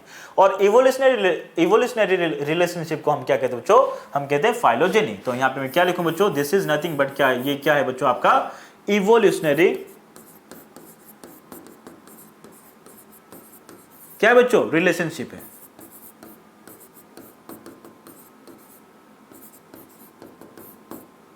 क्या है बच्चों, इवोल्यूशनरी रिलेशनशिप है, इतना आपको याद रखना था, इसलिए मैंने क्या कहा, systematic is combination of taxonomy and phylogeny, ये हम कह सकते हैं बच्चों। ठीक है, आगे बढ़ो बच्चों। उसके बाद क्या, उसके बाद ऑर्गेनिजम्स को देखो, हमने क्या कहा, टेक्सोनॉमी में क्या आ जाता है बच्चों, कैरेक्टराइजेशन आ जाता है, आइडेंटिफिकेशन आ जाता है, क्लासिफिकेशन आ जाता है, उसके साथ साथ क्या, नोमेनक्लेचर भी आ जाता है। क्या आ जाएगा, नोमेनक्लेचर। अब देखो, जो ऑर्गेनिजम्स हैं, ऑर्गेनिजम्स के जो नाम होता है बच्चों वो दो तरह के होगा, एक लोकल नेम होता है जिसको आप वर्नेकुलर नेम कहते हो, और एक साइंटिफिक नेम होता है। अब अगर मैं आम की बात करूं, है ना, मैंगो की बात करूं, तो उसको मैं क्या करूं बच्चों, अच्छा लोकल नेम या वर्नेकुलर नेम का मतलब क्या बच्चों, लोकल लैंग्वेज में जो हम किसी ऑर्गेनिज्म को नाम देते हैं उसी को मैं क्या बोलूंगा, लोकल नेम कहूंगा। फॉर एग्जाम्पल मैंगो, मैंगो को इंग्लिश लोग क्या बोलेंगे, मैंगो बोलेंगे, हिंदी लोग क्या बोलेंगे बच्चों, आम कहेंगे, ओडिया जैसे कि हम हैं वो क्या बनेंगे, आम्बो बोलेंगे। तो अलग अलग लैंग्वेज में एक ही ऑर्गेनिज्म को अलग अलग नाम देंगे, है ना। और इसीलिए अगर मैं क्या करूं बच्चों, अगर मैं साउथ के किसी पार्ट में चले जाऊं, तो वहां पे जैसे कि मान लो केरला में चले जाऊं और वहां पे मैं बोलूं कि आम्बो, आई वांट आम्बो, तो वो नहीं समझेंगे बच्चों, समझ में आए ना, क्योंकि वो लैंग्वेज जो है या फिर वो वर्ड जो है वो वहां पे वैलिड नहीं है। ठीक है, और इसीलिए हमने क्या किया, इसीलिए हमने साइंटिस्ट लोगों ने ऐसे सोचा कि हर एक ऑर्गेनिज्म को कुछ ऐसा नाम दे दिया जाए जो कि दुनिया के हर जगह पे वो सेम रहे, उसमें कोई चेंज ना हो। ठीक है, और वो साइंटिफिक अप्रोच से दिया गया, और उस तरह के नाम को हमने क्या कहा बच्चों, साइंटिफिक नेम कहा। क्या कहा, साइंटिफिक नेम। साइंटिफिक नेम अलग अलग टाइप के होते हैं, बाइनोमियल नेम होता है, ट्राइनोमियल नेम होता है, और पॉलिनोमियल नेम भी होता है। पहले क्या था बच्चों, पॉलिनोमियल नेम था, उसमें बहुत परेशानी हुआ, उसके बाद बाइनोमियल आया, उसके बाद क्या आया, ट्राइनोमियल नोमेनक्लेचर आया। तो हमें क्या पढ़ना है बच्चों, बाइनोमियल नोमेनक्लेचर पढ़ना है। अब इसका मतलब क्या बच्चों, नाम बाई का मतलब क्या बच्चों, टू है, क्या है, टू है। ठीक है, सबसे पहले बाइनोमियल नोमेनक्लेचर किसने दिया था, कार्लस लिनियस ने दिया था। किसने, कार्लस लिनियस ने दिया था, ये आपको याद रखना है। उसके बाद बाइनोमियल नोमेनक्लेचर में क्या करते हैं, एक ऑर्गेनिज्म का नाम होगा, मतलब वन नेम, एक ही नेम में क्या होगा, दो अलग अलग वर्ड्स होंगे। So if one name of an organism consist of two different words, then that name is known as क्या, बाइनोमियल नेम। क्या बोलेंगे बच्चों, बाइनोमियल नेम कहेंगे। उसका एक एग्जांपल लेके देखते हैं। ठीक है, तो मैंने क्या लिया बच्चों, मैंगो ले लिया, क्या ले लिया, मैंगो, है ना। और मैंगो प्लांट को मैं क्या बोलूंगा बच्चों, मैंजीफेरा इंडिका कहूंगा। क्या कहूंगा, मैंजीफेरा इंडिका कहूंगा। और यहां पे जो फर्स्ट वर्ड होगा, यहां पे जो फर्स्ट वर्ड होगा वो और उस ऑर्गेनिज्म के कौन से नेम को इंडिकेट करेगा बच्चों, जीनस के नेम को। तो मैं क्या कहूंगा, दिस इज जेनेरिक नेम। और जो सेकंड वर्ड होगा वो किसको इंडिकेट करेगा, उस ऑर्गेनिज्म के स्पीसीज को इंडिकेट करेगा, जिसको मैं क्या कहूंगा, स्पेसिफिक एपिथेट। क्या बोलूंगा, स्पेसिफिक एपिथेट बोलूंगा। ठीक है, अब उसके बाद क्या, जब भी जीनस का नाम लिखते हैं तो वो कैसे स्टार्ट होगा बच्चों, कैपिटल लेटर या कैपिटल अल्फाबेट से स्टार्ट होगा। और स्पीसीज का नाम कैसे स्टार्ट होगा बच्चों, स्मॉल अल्फाबेट से स्टार्ट होगा। उसके बाद क्या, जब आप बाइनोमियल नेम लिखते हो उस टाइम पे अगर आप उसको हैंड रिटन फॉर्म में लिख रहे हो तो वो क्या बच्चों, उनको सेपरेटली अंडरलाइन करोगे। तो देखो मैंने मैंजीफेरा को अलग से अंडरलाइन किया है, इंडिका को अलग से अंडरलाइन किया है। लेकिन अगर मैं उसको मतलब हाथों से नहीं लिख रहा हूं, तो उसको अगर मैं टाइप कर रहा हूं, प्रिंट कर रहा हूं, तो मैं क्या करूंगा बच्चों, उनको इटैलिक्स में प्रिंट करूंगा। किसमें बच्चों, इटैलिक्स में प्रिंट करूंगा। उसके बाद क्या बच्चों, वहां पे और एक वर्ड आ जाता है जिसको मैं क्या बोलूंगा, यहाँ पे लीन ले लिया। अब यहाँ पे लीन का मतलब क्या बच्चों, लीनियस है, क्या है, लीनियस है। और यहाँ पे जो लास्ट वर्ड होगा उसको मैं ना तो क्या करूंगा बच्चों, अंडरलाइन करूंगा, अगर मैं लिख रहा हूं तो ना तो उसको अंडरलाइन करूंगा, अगर मैं टाइप कर रहा हूं तो उसको मैं इटैलिक्स में टाइप नहीं करूंगा, ठीक है ना। तो वो कैसा बच्चों, वो कैसा बच्चों, वो रोमन टाइप रहेगा। कैसा रहेगा, रोमन टाइप, मतलब क्या बच्चों, आपका नॉर्मल जो आप लिखते हो ना वैसा रहेगा, ठीक है। और यहाँ पे जो लास्ट वर्ड है वो किसको इंडिकेट करे बच्चों, वो ऑथर, वो साइंटिस्ट जिन्होंने ये नाम दिया था उसके बारे में बता रहा है, ठीक है। और उसी को आप क्या कहते हो, जो उसी को आप कहते हो ऑथर साइटेशन कहते हो। क्या कहोगे, ऑथर साइटेशन कहोगे। इतना है बच्चों, इतना समझ में ना बच्चों। तो ये हमने कहा।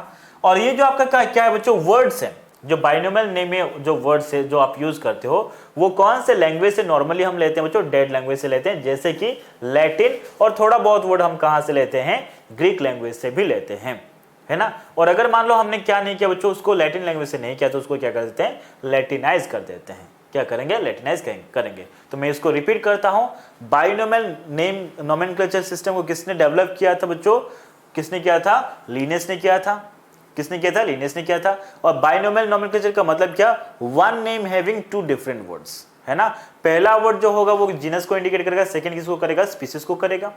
पहला जो वर्ड होता है वो कैपिटल लेटर से हमेशा स्टार्ट होता है, और सेकंड वर्ड जो होगा वो स्मॉल अल्फाबेट या स्मॉल लेटर से स्टार्ट होता है। दोनों को अगर आप लिख रहे हो तो सेपरेटली अंडरलाइन करोगे, अगर टाइप कर रहे हो, प्रिंट कर रहे हो तो क्या होगा, उसको इटैलिक्स में प्रिंट करोगे। और ये जो वर्ड्स होते हैं उसको आप कौन से लैंग्वेज से डिराइव करते हो, तो मैं क्या बोलूंगा, लैटिन लैंग्वेज से आप लेते हो या फिर उसको लैटिनाइज करोगे। उसके बाद क्या बच्चों, उसके बाद अगर आप उस ऑथर का नाम मेंशन करना चाहते हो तो उसमें क्या होगा, उसको आप स्पीसीज के नाम के बाद क्या करोगे, उसको मेंशन करोगे। उसको पूरा लिखने की जरूरत नहीं है, उसको आप एब्रीविएटेड फॉर्म में ले रहे हो, जैसे कि मैंने लीनियस के लिए क्या लिया, लीन ले लिया मैंने। उसको आप ना तो अंडरलाइन करोगे ना तो उसको आप इटैलिक्स में प्रिंट करोगे। इतना था बच्चों, ठीक है। अब उसके बाद क्या, लीनियस ने नो डाउट कुछ रूल्स दे दिए बच्चों, लेकिन क्या सभी प्लांट और एनिमल का नाम उन्होंने बाइनोमियल नेम से दे दिया बच्चों, नहीं दिया, है ना। तो उसके बाद क्या हुआ, अलग अलग एजेंसीज आए बच्चों, अलग अलग एजेंसी डेवलप हुआ, ऑर्गेनाइज हुए, और वो एजेंसी क्या किए, वो एजेंसी वो सारे रूल को सेट किए जिससे हम क्या कर सके, एनिमल्स और प्लांट के बाइनोमियल नेम दे सके, ठीक है। और वहां पे दो नाम आता है बच्चों, कौन सा, ICBN और ICZN। तो ये क्या बच्चों, वो एजेंसीज है जो क्या करते हैं, वो रूल सेट करते हैं, और वो क्या करेंगे, एनिमल्स और प्लांट्स के नेम को देंगे, साइंटिफिक नेम को देंगे।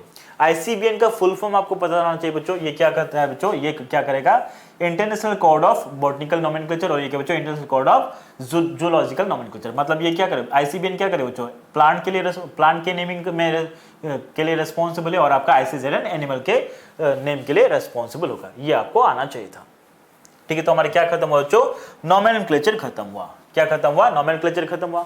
अब मैं आपको क्या बताऊं बच्चों, अब मैं आपके साथ डिस्कस करूंगा और एक टर्म, क्या बच्चों, टैक्सॉन और कैटेगरी, इनमें क्या डिफरेंस है थोड़ा सा देखते हैं।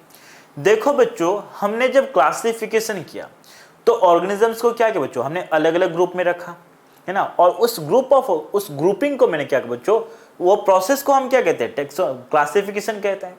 क्या कहते हैं, क्लासिफिकेशन कहेंगे। And that group of organism is known as taxon. उसको क्या कहेंगे बच्चों, टैक्सॉन कहेंगे। टैक्सॉन का प्लूरल होता है टैक्सा।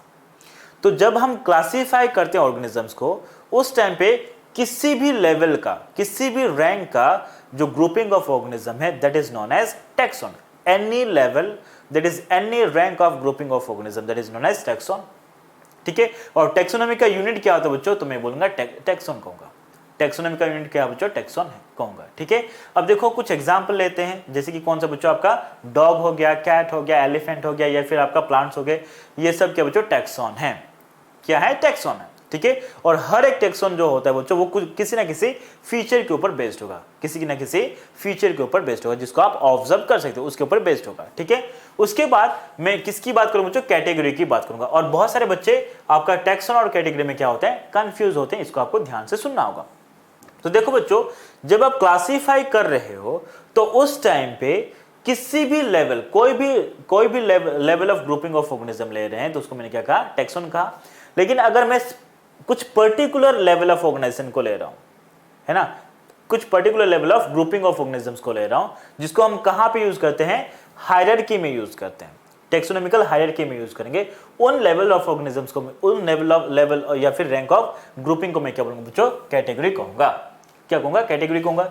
जैसे कि आपको समझाने के लिए मैं यहां पे ले रहा हूं बच्चों, देखो जब आप एक ऑर्गेनिज्म को क्लासिफाई करते हो, ग्रुप में रखते हो, तो क्या करो बच्चों, वो स्पीसीज होगा, उस स्पीसीज को किसी जीनस में रखोगे, उस जीनस को किसी फैमिली में रखोगे, फैमिली को किसी ऑर्डर में रखोगे, ऑर्डर को किसी क्लास में रखोगे, उस क्लास को क्या करो बच्चों, या तो फाइलम में या फिर डिवीजन में रखोगे, और उसको कहाँ रखो बच्चों, किंगडम में रखोगे। कहाँ रखोगे, किंगडम में रखोगे।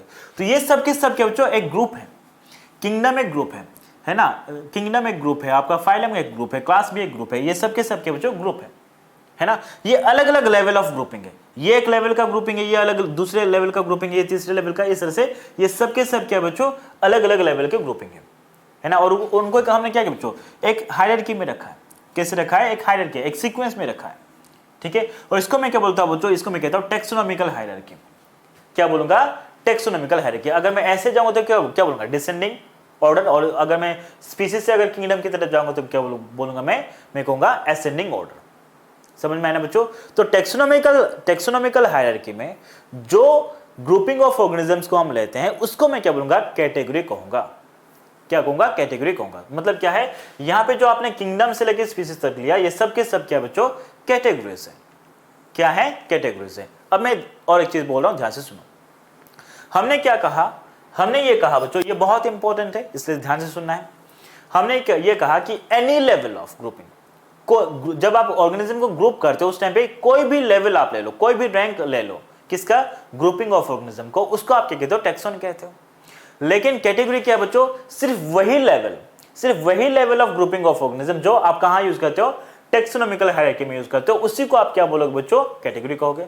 तो एनी लेवल हुआ तो टेक्सोन, पर्टिकुलर लेवल जो टेक्सोनॉमिकल हायरार्की में यूज करोगे वो क्या होगा बच्चों, आपका कैटेगरी हुआ। और एनी लेवल अगर मैं ले रहा हूं तो वो अगर टेक्सोन हो रहा है, तो क्या मैं इनको मैं एनी लेवल में नहीं ले सकता हूं, ले सकता हूं। ये भी तो किसी भी लेवल में आ रहा है ना बच्चों। तो ये सब क्या बच्चों, कैटेगरी तो है ही, उसके साथ साथ और क्या बच्चों, ये टेक्सोन भी है। क्या है, टेक्सोन भी है, ये आपको याद रखना है, ठीक है। मैं रिपीट कर रहा हूं, एनी लेवल, किसी भी level of grouping of organism, उसको मैं क्या कहूंगा, टेक्सोन कहूंगा। सिर्फ वही level of grouping of organisms, मतलब वही टेक्सॉन्स, सिर्फ वही टेक्सा जिसको आप कहां पे यूज करते हो, टेक्सोनॉमिकल हायरार्की में यूज करते हो, उन सारे टेक्सा को क्या कहते हो, कैटेगरी कहते हो। इसका मतलब क्या हुआ, सारे कैटेगरी क्या होंगे, टेक्सा होंगे, लेकिन सारे टेक्सा कैटेगरी नहीं होंगे। ये आपको याद रखना है, ठीक है। तो ये आपको याद रखना था बच्चों। अगर तो ये था बच्चों। अब मैं क्या करूंगा बच्चों, अब मैं यहां पे एक चीज बताऊंगा, ध्यान से सुनना है। क्या कि इस केस में क्या बोलूंगा बच्चों, इस केस में ये कहूंगा कि जो किंगडम है वो क्या बच्चों, हाईएस्ट कैटेगरी है, और स्पीसीज क्या बच्चों, लोवेस्ट कैटेगरी। तो यहां पे लिख देता हूं बच्चों, ये क्या हुआ आपका, दिस इज हाईएस्ट कैटेगरी। ये क्या बच्चों, हाईएस्ट कैटेगरी कौन सा बच्चों, आपका किंगडम है। और ये जो स्पीसीज है वो क्या बच्चों, दिस इज बेसिक, या फिर मैं क्या बोलूंगा, लोवेस्ट कैटेगरी। ये बेसिकली क्या बच्चों, लोवेस्ट कैटेगरी है ना। और एक चीज ध्यान रखना है, यहां पे सवाल क्या आता है, देखो अगर आप लोअर कैटेगरी से हायर कैटेगरी की तरफ मूव करोगे, कहां से कहां बच्चों, लोअर कैटेगरी से अगर आप हायर कैटेगरी की तरफ मूव करोगे, तो वहां पे जो ऑर्गेनिजम्स होते हैं, उन ऑर्गेनिजम्स के बीच जो अलग अलग ऑर्गेनिजम्स होंगे उन कैटेगरी में, उनके बीच जो सिमिलरिटीज होगा वो क्या होगा, कम होते जाएगा। मतलब सबसे ज्यादा सिमिलरिटीज या कॉमन कैरेक्टर्स कहां पे होगा, जो स्पीसीज के लेवल पे होगा। और उसके बाद कहां पे होगा बच्चों, उसके बाद थोड़ा उससे कम कहां पे होगा, जीनस में। उससे कम कहां पे होगा, सिमिलरिटीज मतलब कॉमन कैरेक्टर्स फैमिली के लेवल पे। उससे कम कहां पे होगा, ऑर्डर। इस तरह से होगा। मतलब क्या है, मतलब ये हुआ, स्पीसीज से जब आप क्या करो बच्चों, मतलब लोअर कैटेगरी से जब आप हायर कैटेगरी की तरफ मूव करते जाओगे, तो ऑर्गेनिज्म के बीच जो कॉमन कैरेक्टर्स है, जिसको आप शेयर्ड कैरेक्टर्स भी बोलते हो, या फिर उसको या कॉमन कैरेक्टर्स कहते हो, वो क्या होता है बच्चों, डिक्रीज करेगा। तो मैं क्या बोलूंगा, यहाँ पे ये लिखूंगा, क्या लिखूंगा बच्चों, कॉमन कैरेक्टर्स।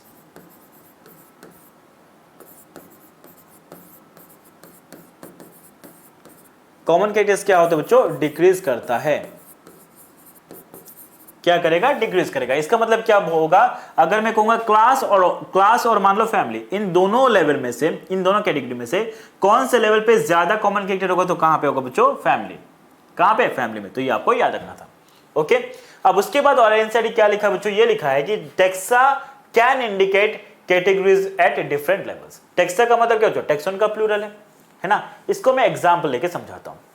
मैंने यहाँ पे क्या लिया बच्चों, ये डॉग, मैमल्स और एनिमल क्या बच्चों, टेक्सा है, और आपका ये सब क्या बच्चों, कैटेगरीज है। तो देखो अगर मैं डॉग बोल रहा हूं तो वो टेक्सोन है, और वो टेक्सोन कौन से कैटेगरी को इंडिकेट कर रहा है बच्चों, स्पीसीज कैटेगरी को इंडिकेट कर रहा है। मैमल्स अगर मैं बोल रहा हूं तो ये टेक्सोन है, और ये टेक्सोन कौन सी कैटेगरी को इंडिकेट कर रहा है, क्लास कैटेगरी को इंडिकेट कर रहा है। और अगर मैं एनिमल बोल रहा हूं तो वो टेक्सोन है, और वो कौन सी कैटेगरी को इंडिकेट कर रहा है बच्चों, किंगडम को इंडिकेट कर रहा है। मतलब क्या है, अलग अलग टेक्सा, ये सब क्या बच्चों, अलग अलग टेक्सा है, और वो सब क्या कर बच्चों, अलग अलग कैटेगरी को इंडिकेट कर रहे हैं। यही चीज बताया इससे, ये चीज बताया।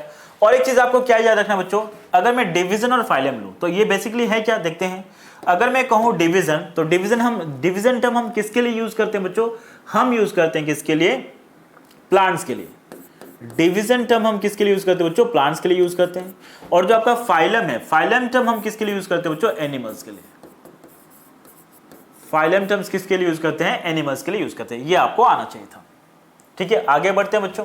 अब हम क्या करेंगे, ये जो आपका क्या बच्चों, अलग अलग कैटेगरीज है, उनको एक एक करके देखेंगे, तो देखो सबसे पहले क्या देखेंगे बच्चों, आपका स्पीसीज देखेंगे। क्या देखेंगे, स्पीसीज। तो देखो बच्चों, स्पीसीज बेसिकली होता है क्या बच्चों, ग्रुप ऑफ पॉपुलेशन होगा।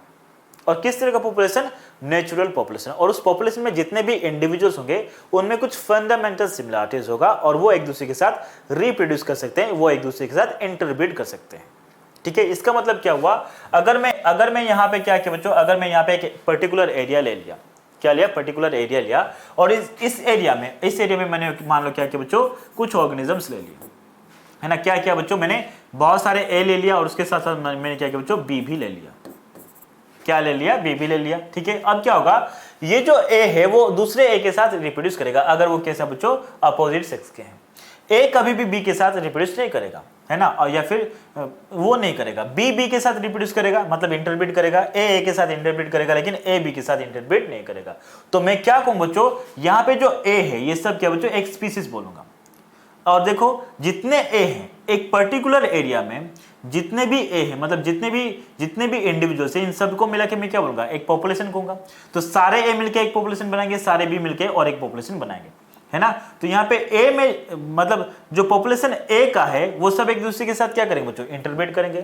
और जो पॉपुलेशन बी का है वहां पे जो इंडिविजुअल से बी के, वो भी एक दूसरे के साथ क्या करेंगे, इंटरब्रीड करेंगे। तो यही चीज बोल रहा है यहाँ पे, क्या ये बोल रहा है कि ग्रुप ऑफ पॉपुलेशन जो एक दूसरे के साथ क्या कर सके बच्चों, इंटरब्रीड कर सके, उसको मैं क्या बोलूंगा, स्पीसीज कहूंगा। और ये कंसेप्ट किसने कहा था बच्चों, अर्नस्ट मेयर ने कहा था।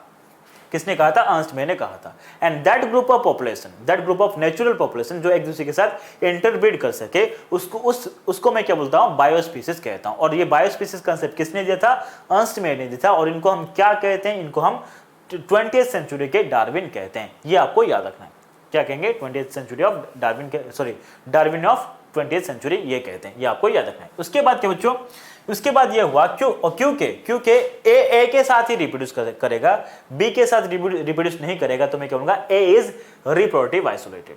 अगर ए स्पीसीज बी स्पीसीज के साथ भी नेचुरली रिप्रोड्यूस करता तो मैं क्या बोलता, रिप्रोडक्टिवली वो आइसोलेटेड नहीं है, ऐसे कहता। लेकिन ऐसा हो रहा है क्या, नहीं हो रहा है। ए के साथ ही रिप्रोड्यूस कर रहा है, बी के साथ ही रिप्रोड्यूस कर रहा है। मतलब क्या है, रिप्रोडक्शन यहाँ पे क्या बच्चों, आइसोलेट हो गया, है ना। तो मैंने क्या कहा, इसलिए मैंने क्या कहा बच्चों, ये जो बायोस्पीसीज होता है वो कैसा होता है बच्चों, रिप्रोडक्टिवली आइसोलेटेड होता है। ये हमें याद रखा था। ओके, तो हमने क्या देखा बच्चों, स्पीसीज देखा।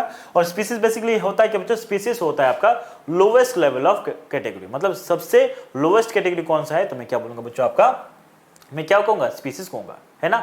उसके बाद और क्या बच्चों, उसके बाद जीनस देखते हैं। क्या देखते हैं, जीनस देखते हैं।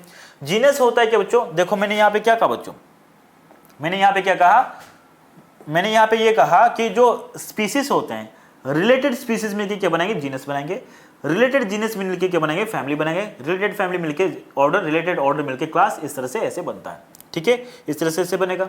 तो अब देखते हैं बच्चों, जीनस देखते हैं, है ना। तो ये क्या बच्चों, ग्रुप ऑफ रिलेटेड स्पीसीज है। अब यहाँ पे मैंने कुछ जीनस लिया, कौन सा जीनस लिया, पैंथेरा जीनस लिया, और क्या लिया बच्चों, सोलेनम लिया।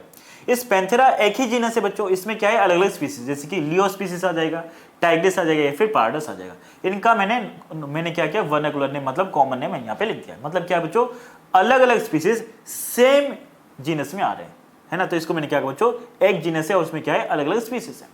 ठीक उसी तरह अगर मैं क्या लूंगा बच्चों, सोलेनम जीनस लूंगा, तो यहाँ पे क्या हुआ, ये इस तरह के क्या है, अलग अलग स्पीसीज आ जाते हैं, है ना। मतलब क्या बच्चों, एक जीनस में क्या देख रहे हैं बच्चों, अलग अलग स्पीसीज देख रहे हैं, है ना। तो यहाँ पे क्या हुआ बच्चों, इस लियो को मतलब आपका लायन को, टाइगर को और पार्डस को, लियोपार्ड को, मतलब इन तीनों को हमने एक ही जीनस में क्यों रखा, क्योंकि इनमें क्या होगा, इन अलग अलग स्पीसीज में डिफरेंसेस तो होंगे, लेकिन उसके साथ साथ कॉमन फीचर्स भी होगा, क्योंकि इस लियो, टाइग्रिस और पार्डस इनमें कॉमन फीचर भी होता है, इसलिए हमने क्या कहा, इनको एक ही ग्रुप में रख दिया।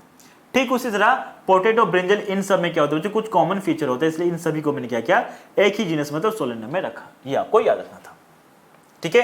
तो आगे बढ़ते हैं बच्चों, क्या, फैमिली। फैमिली का मतलब क्या बच्चों, ग्रुप ऑफ रिलेटेड जीनस, है ना। और जो फैमिली होता है बच्चों, एक फैमिली में जो प्लांट्स होंगे, खास करके अगर मैं एंजियोस्पर्मिक प्लांट्स की बात करूंगा, तो वहां पे ये फिर कोई भी प्लांट ले लो आप, तो वहां पे जब ऑर्गेनिज्म को आपने अलग अलग फैमिली में रखा, तो वहां पे कौन सा कैरेक्टर हमने लिया बच्चों, हमने वहां पे वेजिटेटिव कैरेक्टर लिया, और वेजिटेटिव कैरेक्टर के साथ साथ क्या लिया बच्चों, हमने रिप्रोडक्टिव कैरेक्टर को भी लिया। तो मैं क्या बोलूंगा, जो फैमिलीज होते हैं they are characterised by both vegetative and reproductive characters. ये बहुत इंपॉर्टेंट पॉइंट है।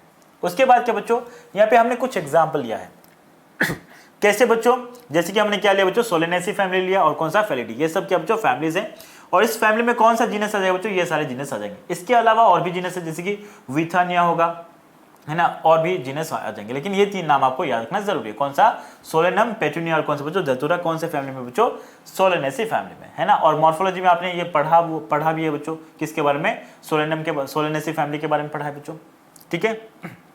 उसके बाद और क्या बच्चों, फेलिडी। फेलिडी एक फैमिली है बच्चों, इसमें क्या आ जाएगा बच्चों, आपका फैलिस आ जाएगा, और क्या आ जाएगा, पैंथेरा आ जाएगा। ये आपको याद रखना है, ठीक है। तो चलो आगे देखते हैं। तो यहाँ पे क्या हुआ बच्चों, इन सभी जीनस को, ये सब के सब क्या बच्चों, अलग अलग जीनस है, इन सभी जीनस को आपने एक सोलेनेसी में क्यों रखा, क्योंकि इन जीनस में क्या होगा, कुछ फीचर्स कॉमन होंगे। ठीक उसी तरह ये जो क्या है बच्चों, आपका जीनस है और ये जो जीनस है, इन दोनों के बीच क्या होगा, कुछ सिमिलरिटीज होते हैं, इसलिए आपने क्या किया, उसको एक फैमिली में रखा। ठीक है, आगे बढ़ो। अब देखते हैं क्या बच्चों, ऑर्डर के बारे में। किसके बारे में, ऑर्डर के बारे में। अब ये ऑर्डर का मतलब क्या बच्चों, this is group of related families. कुछ एग्जांपल दिया है बच्चों, जैसे कि पॉलीमोनियल्स, है ना। ये जो ऑर्डर है, इसमें कौन सा फैमिली आ जाएगा, ये सारे फैमिली आएंगे। इसके अलावा और भी 3 फैमिलीज होते हैं, ठीक है। और आपका जो कार्निवोरा है, इसमें क्या होगा बच्चों, ये सारे फैमिलीज आ जाएंगे, ठीक है। तो हमने ये कहा, ठीक है। तो ये क्या है बच्चों, जो ऑर्डर होता है वो क्या होता है बच्चों, ग्रुप ऑफ रिलेटेड फैमिलीज होता है, ठीक है। और जितना एग्जाम्पल मैं बता रहा हूं वो सारे एग्जाम्पल आपको आना चाहिए। और क्लास क्या बच्चों, ग्रुप ऑफ रिलेटेड ऑर्डर्स होगा। और यहाँ पे मैंने एक एग्जाम्पल ले लिया, कौन सा बच्चों, जो आपका क्या है बच्चों, आपका मैमेलिया क्लास है, उसमें कौन कौन आ जाएगा, प्राइमाटा ऑर्डर आ जाएगा, और कौन सा आ जाएगा, कार्निवोरा आ जाएगा। क्या आ जाएगा, प्राइमाटा और कार्निवोरा आ जाएगा। उसके बाद क्या देखते हैं बच्चों, हम देखते हैं फाइलम देखेंगे। फाइलम किसके लिए यूज करते हैं, एनिमल के लिए यूज करते हैं। डिवीजन किसके लिए यूज करते हैं, प्लांट के लिए यूज करेंगे। और जो फाइलम या डिवीजन है वो किससे बना होता है बच्चों, रिलेटेड क्लासेस से बना होगा। उसके 2 एग्जाम्पल दिया हुआ है। कोडेड जो आपका क्या बच्चों, आपका किस में आएगा, एनिमल में आ जाएगा। और एनिमल के लिए क्या यूज करते हैं हम लोग, फाइलम यूज करते हैं। तो कोडेटा जो फाइलम होता है, उसमें कौन कौन से ऑर्गेनिज्म के क्लासेस आ जाएंगे, तो फिशेस के, एम्फीबियंस के, रेप्टाइल्स के, बर्ड्स के और मैमल्स के। इसको याद करने का तरीका क्या बच्चों, आप ऐसे याद करो, फारबीएम। क्या बच्चों, फारबीएम। ये एनसीईआरटी का एग्जांपल है, इसलिए मैंने यहाँ पे लिख दिया, क्या है ना, फारबीएम। ये तो याद कर सकते हो ना, फारबीएम, है ना। बीएम क्या है बच्चों, दूर है। एफ से क्या है, फिश, एम्फीबियंस, रेप्टाइल्स, बर्ड्स है, और क्या बच्चों, मैमल्स है। ये आपको याद रखना है बच्चों, ये आपको याद रखना है। उसके बाद जो एंजियोस्पर्मी क्या है बच्चों, आपका डिवीजन है, एंजियोस्पर्मी डिवीजन है। उसमें कौन कौन आ जाएगा बच्चों, डाइकोट आ जाएगा और मोनोकोट आ जाएगा। डाइकोटिलेडनी क्या बच्चों, आपका एक क्लास है। मोनोकोटिलेडनी क्या है बच्चों, एक क्लास है, ठीक है। ये आपको याद रखना था। उसके बाद क्या बच्चों, उसके बाद क्या आ जाएगा, आपका किंगडम आ जाएगा। और सबसे हाईएस्ट लेवल ऑफ कैटेगरी कौन सा बच्चों, किंगडम है। और जैसे आप हायर कैटेगरी पे जाते हैं तो क्या होता है, कॉमन कैटेगरी कम हो जाएगा। इसलिए मैं क्या बोलूंगा, this is the category with minimum number of common characters. Maximum number of common character कौन सा होता है, लोएस्ट कैटेगरी मतलब कौन सा, स्पीसीज। और minimum number of common character कहां पे होगा बच्चों, आपका किंगडम में होगा। कहां पे होगा, किंगडम में होगा। ये आपको याद रखना है, ये आपको याद रखना था, ओके। तो ये आपको याद रखना था। अब हमने क्या देख लिया बच्चों, हमने क्या देख लिया, हमने पूरा का पूरा कैटेगरी देख लिया, है ना, सारे कैटेगरी देख लिया। अब हम किसके बारे में डिस्कस करेंगे, हम डिस्कस करेंगे टेक्सोनॉमिकल एड के बारे में। किसके बारे में, टेक्सोनॉमिकल एड के बारे में। अब टेक्सोनॉमिकल एड का मतलब क्या बच्चों, ये वो सारा टेक्निक है ना, ये क्या है बच्चों, वो सारा टेक्निक और क्या प्रोसीजर्स, जिससे हम क्या कर सके, किसी ऑर्गेनिज्म के बारे में जो इंफॉर्मेशन है उसको हम स्टोर कर सके, या फिर उस ऑर्गेनिज्म का जो स्पीसीमेन होगा उसको हम क्या कर सके, प्रिजर्व या फिर उसको कंजर्व कर सकें। वो सारे टेक्निक और प्रोसीजर को हम क्या कहते हैं, टेक्सोनोमिकल एड कहते हैं। मैं रिपीट कर रहा हूं बच्चों, वो सारा प्रोसीजर्स, वो सारा टेक्निक्स जिससे हम क्या कर सके, किसी ऑर्गेनिज्म के बारे में हमारे पास अगर कोई इंफॉर्मेशन उसको स्टोर कर सके, या फिर उस लिविंग ऑर्गेनिज्म को कंजर्व कर सके, या फिर अगर वो ऑर्गेनिज्म है वो अगर डेड हो चुका है उसको हम प्रिजर्व कर सके। तो वो सारे टेक्निक्स और प्रोसीजर्स को हम क्या कहते हैं, टेक्सोनोमिकल एड कहेंगे। उसके कुछ एग्जाम्पल हमें याद होना चाहिए बच्चों के, कौन कौन सा, हर्बेरियम हो गया है ना, और क्या वो बॉटनिकल गार्डन हुआ, म्यूजियम हुआ, जूलॉजिकल पार्क हुआ, कीज हो गया, या फिर क्या हुआ बच्चों आपका जूलॉजिकल पार्क हुआ, या फिर हम और क्या कहेंगे, और भी कुछ एग्जाम्पल है, जैसे कि कौन सा बच्चों आपका मोनोग्राफ हो गया,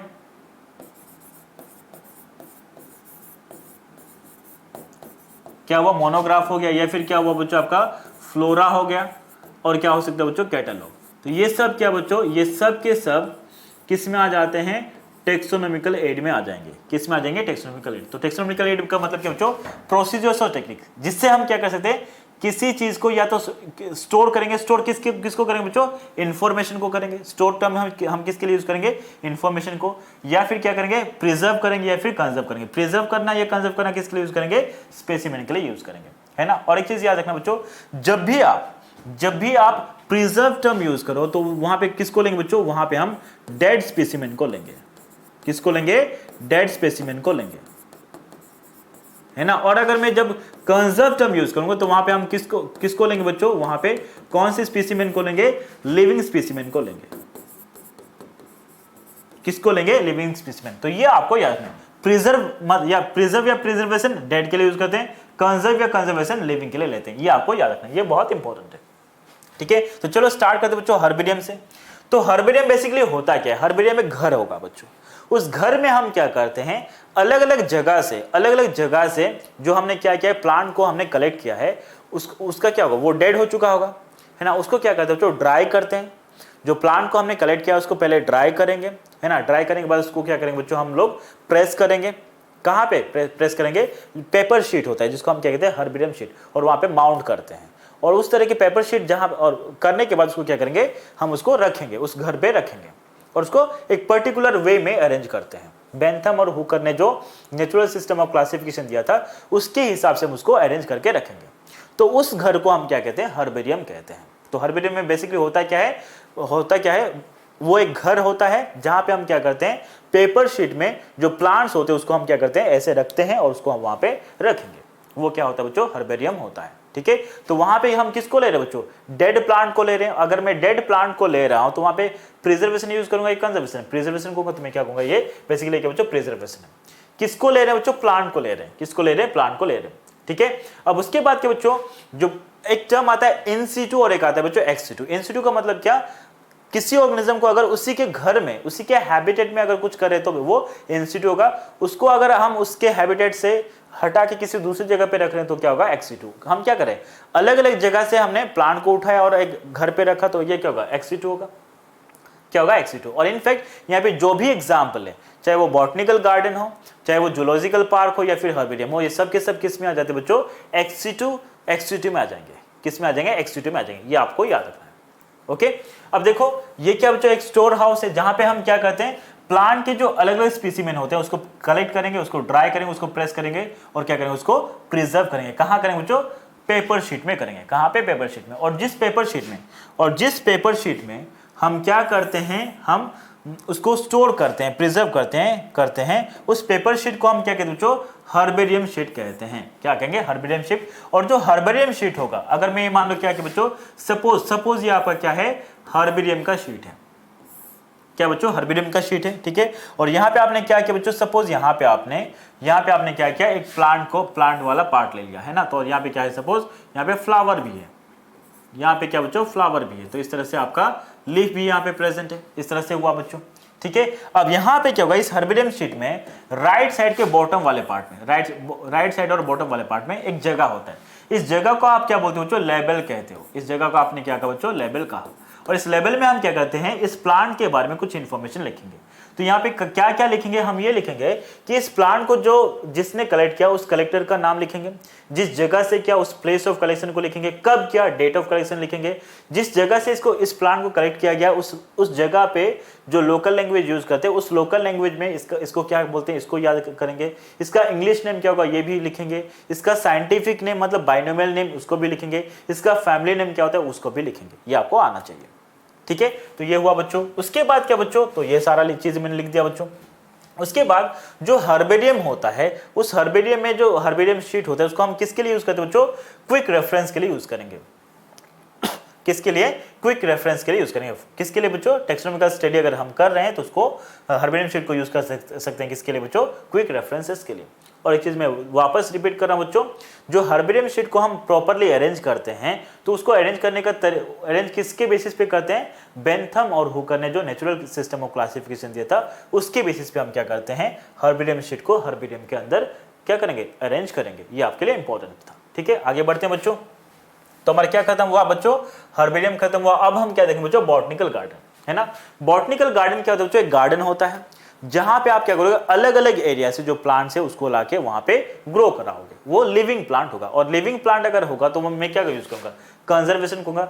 हर्बेरियम में क्या कर रहे थे बच्चों, हम डेड प्लांट को ले रहे थे, वो क्या था बच्चों, आपका प्रिजर्वेशन था। और ये क्या होगा बच्चों, कंजर्वेशन होगा, क्योंकि यहाँ पे लिविंग प्लांट्स को लेंगे। किसको लेंगे, लिविंग प्लांट्स को लेंगे। और यहाँ पे भी अलग अलग एरिया से प्लांट को लेके हमने दूसरी जगह पे रखा, तो वो क्या हुआ बच्चों, आपका क्या होगा, एक्स सिटू कंजर्वेशन होगा। क्या होगा, एक्स सिटू टर्म यूज करेंगे। अब देखो यहाँ पे जो अलग अलग प्लांट्स हम रखेंगे, अलग अलग प्लांट्स हम रखेंगे, तो उन प्लांट में क्या करेंगे बच्चों, उन प्लांट में भी हम लेबलिंग करेंगे। और वहां पे क्या लेबलिंग करेंगे बच्चों, खास करके वहां पे 2-3 चीजें हम लेबलिंग करेंगे। कौन सा बच्चों, आपका उसका साइंटिफिक नेम क्या होगा, मतलब उसका बॉटनिकल नेम क्या होगा, उसका फैमिली नेम क्या होगा, ये सारा चीज हम लिखेंगे। कौन कौन सा नेम लिखेंगे बच्चों, हम क्या लिखेंगे, बॉटनिकल नेम लिखेंगे, मतलब उस प्लांट का बॉटनिकल नेम क्या होगा, और उसका फैमिली नेम, मतलब ये बाइनोमियल नेम और उसका फैमिली नेम क्या होगा, ये हम लिखेंगे। ठीक है, ताकि कोई इंसान अगर जाए तो वहां पे देख के पता करे कि अच्छा ये प्लांट जो है वो ये प्लांट है, ये पता कर सके।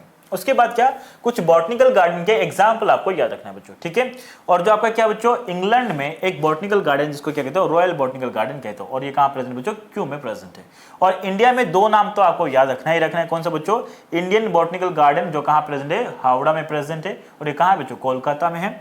और NBRI जो क्या बच्चों, आपका नेशनल बॉटनिकल रिसर्च इंस्टीट्यूट है, और एक कहाँ प्रेजेंट बच्चों, लखनऊ में प्रेजेंट है। ये 2 एग्जाम्पल आपको याद रखना बहुत जरूरी है, ये बहुत इंपॉर्टेंट एग्जाम्पल्स है।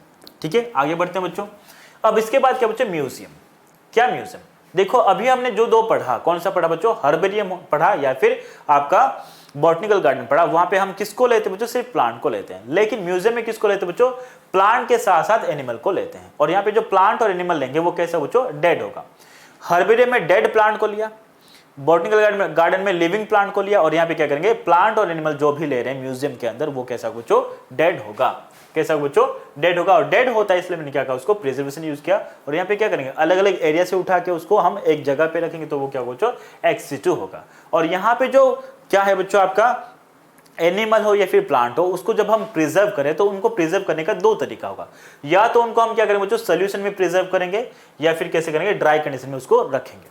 कैसे, या तो प्रिजर्वेटिव सॉल्यूशन के अंदर उसको रखेंगे, है ना, या फिर कैसे करेंगे, ड्राई स्टेट में उसको प्रिजर्व करके रख सकते हैं। ठीक है, कुछ एग्जांपल दिया है बच्चों, आपको याद रखना है। जैसे कि इंसेक्ट के बारे में लेना है, तो इंसेक्ट को हम पहले क्या करेंगे बच्चों, उसको कलेक्ट करेंगे। कलेक्ट करने के बाद उसको मारेंगे, मतलब क्या करेंगे, किल करेंगे। और उसके बाद क्या करेंगे, उसको पिनिंग करेंगे। पिन करने के बाद क्या करेंगे बच्चों, उसको इंसेक्ट बॉक्स के अंदर रखेंगे। ठीक है, तो ये आपको याद रखना है। उसके बाद जो लार्जर एनिमल्स है, खास करके बर्ड्स हो या फिर मैमल्स हो, उसको हम क्या करते हैं, स्टफ करके प्रिजर्व करते हैं। क्या करते हैं, स्टफ करके प्रिजर्व करते हैं। ये आपको आना चाहिए था। ठीक है, उसके बाद क्या बच्चों, उसके बाद जूलॉजिकल पार्क। अब जूलॉजिकल पार्क में किसको लेंगे बच्चों, एनिमल्स को लेंगे। बॉटनिकल गार्डन और हर्बेरियम में सिर्फ प्लांट्स को लिए थे, म्यूजियम में दोनों को लिए थे। जूलॉजिकल पार्क में क्या करेंगे बच्चों, सिर्फ एनिमल्स को लेंगे। और यहाँ पे जो एनिमल्स लेंगे वो कौन से एनिमल होगा बच्चों, लिविंग होगा। और किस तरह का लिविंग एनिमल्स बच्चों, वाइल्ड एनिमल्स होगा। कैसे बच्चों, वाइल्ड एनिमल्स होगा, है ना।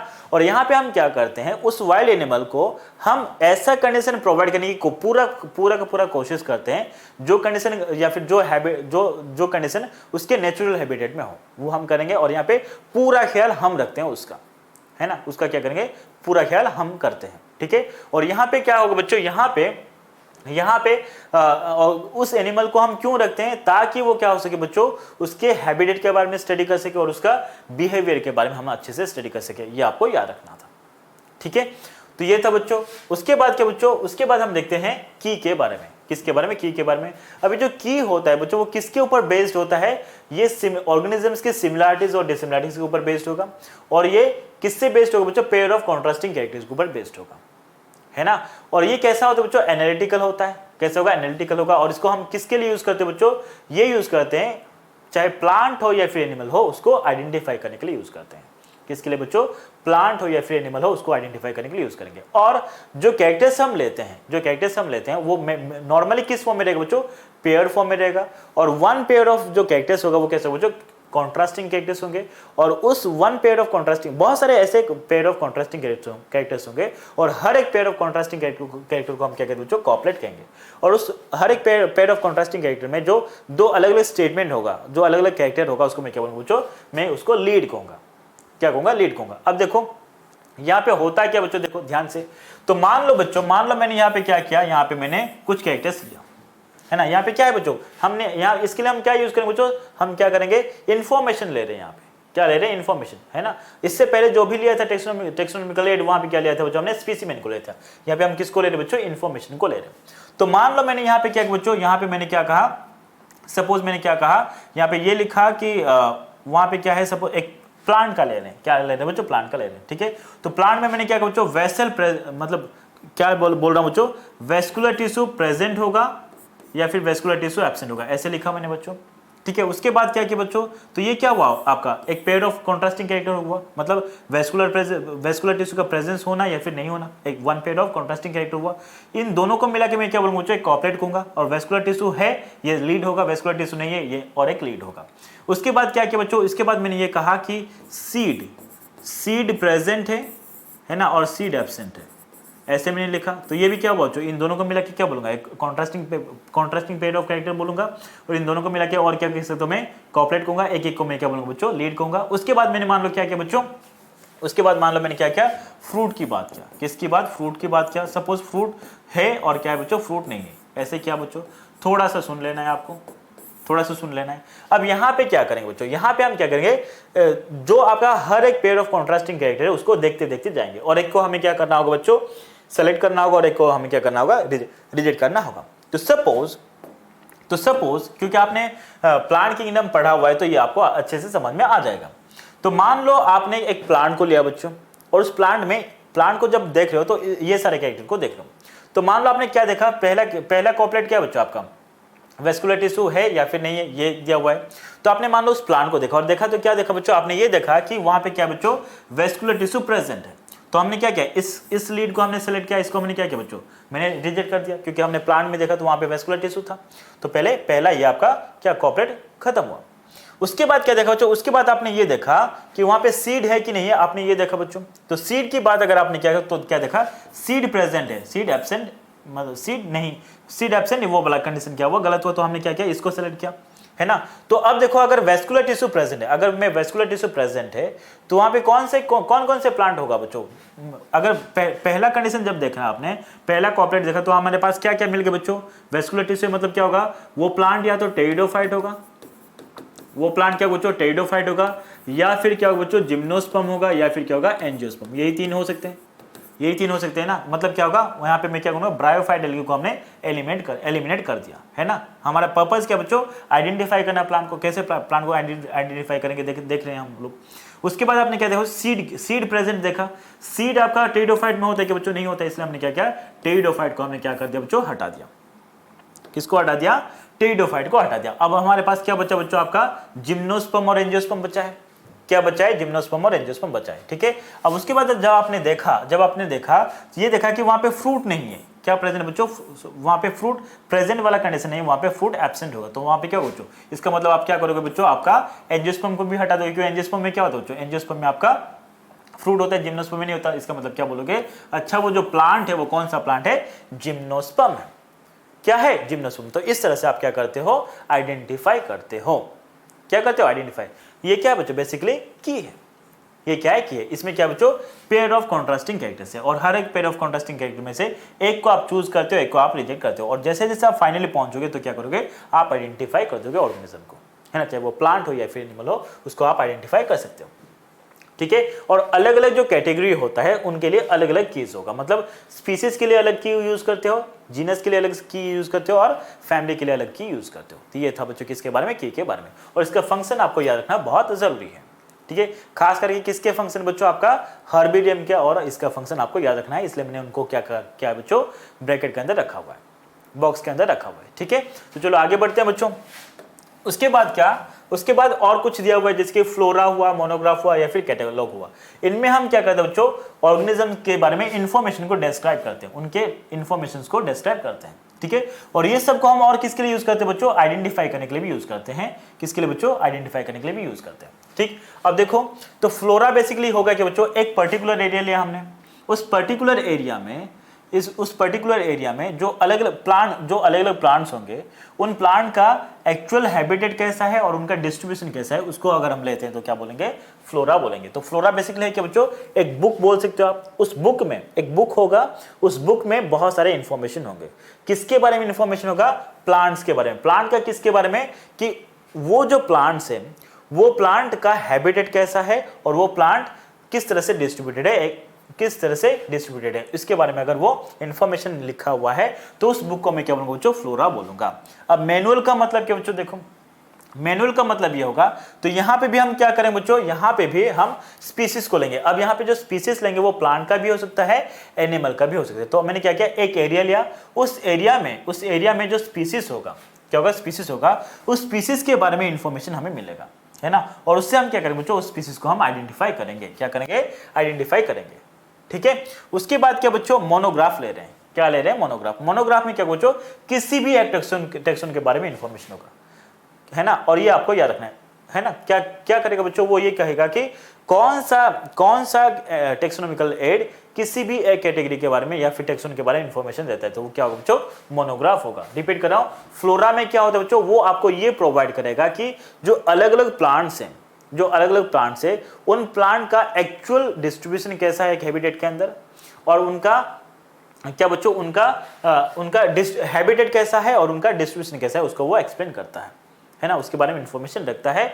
और जो आपका क्या बच्चों मैनुअल से वो क्या करेगा, वो इंफॉर्मेशन प्रोवाइड करेगा, जिससे कि आप उस पर्टिकुलर स्पीसीज को क्या कर सको, आइडेंटिफाई कर सको। ये सब क्या था बच्चों, आपका टेक्सोनोमिकल एड्स था।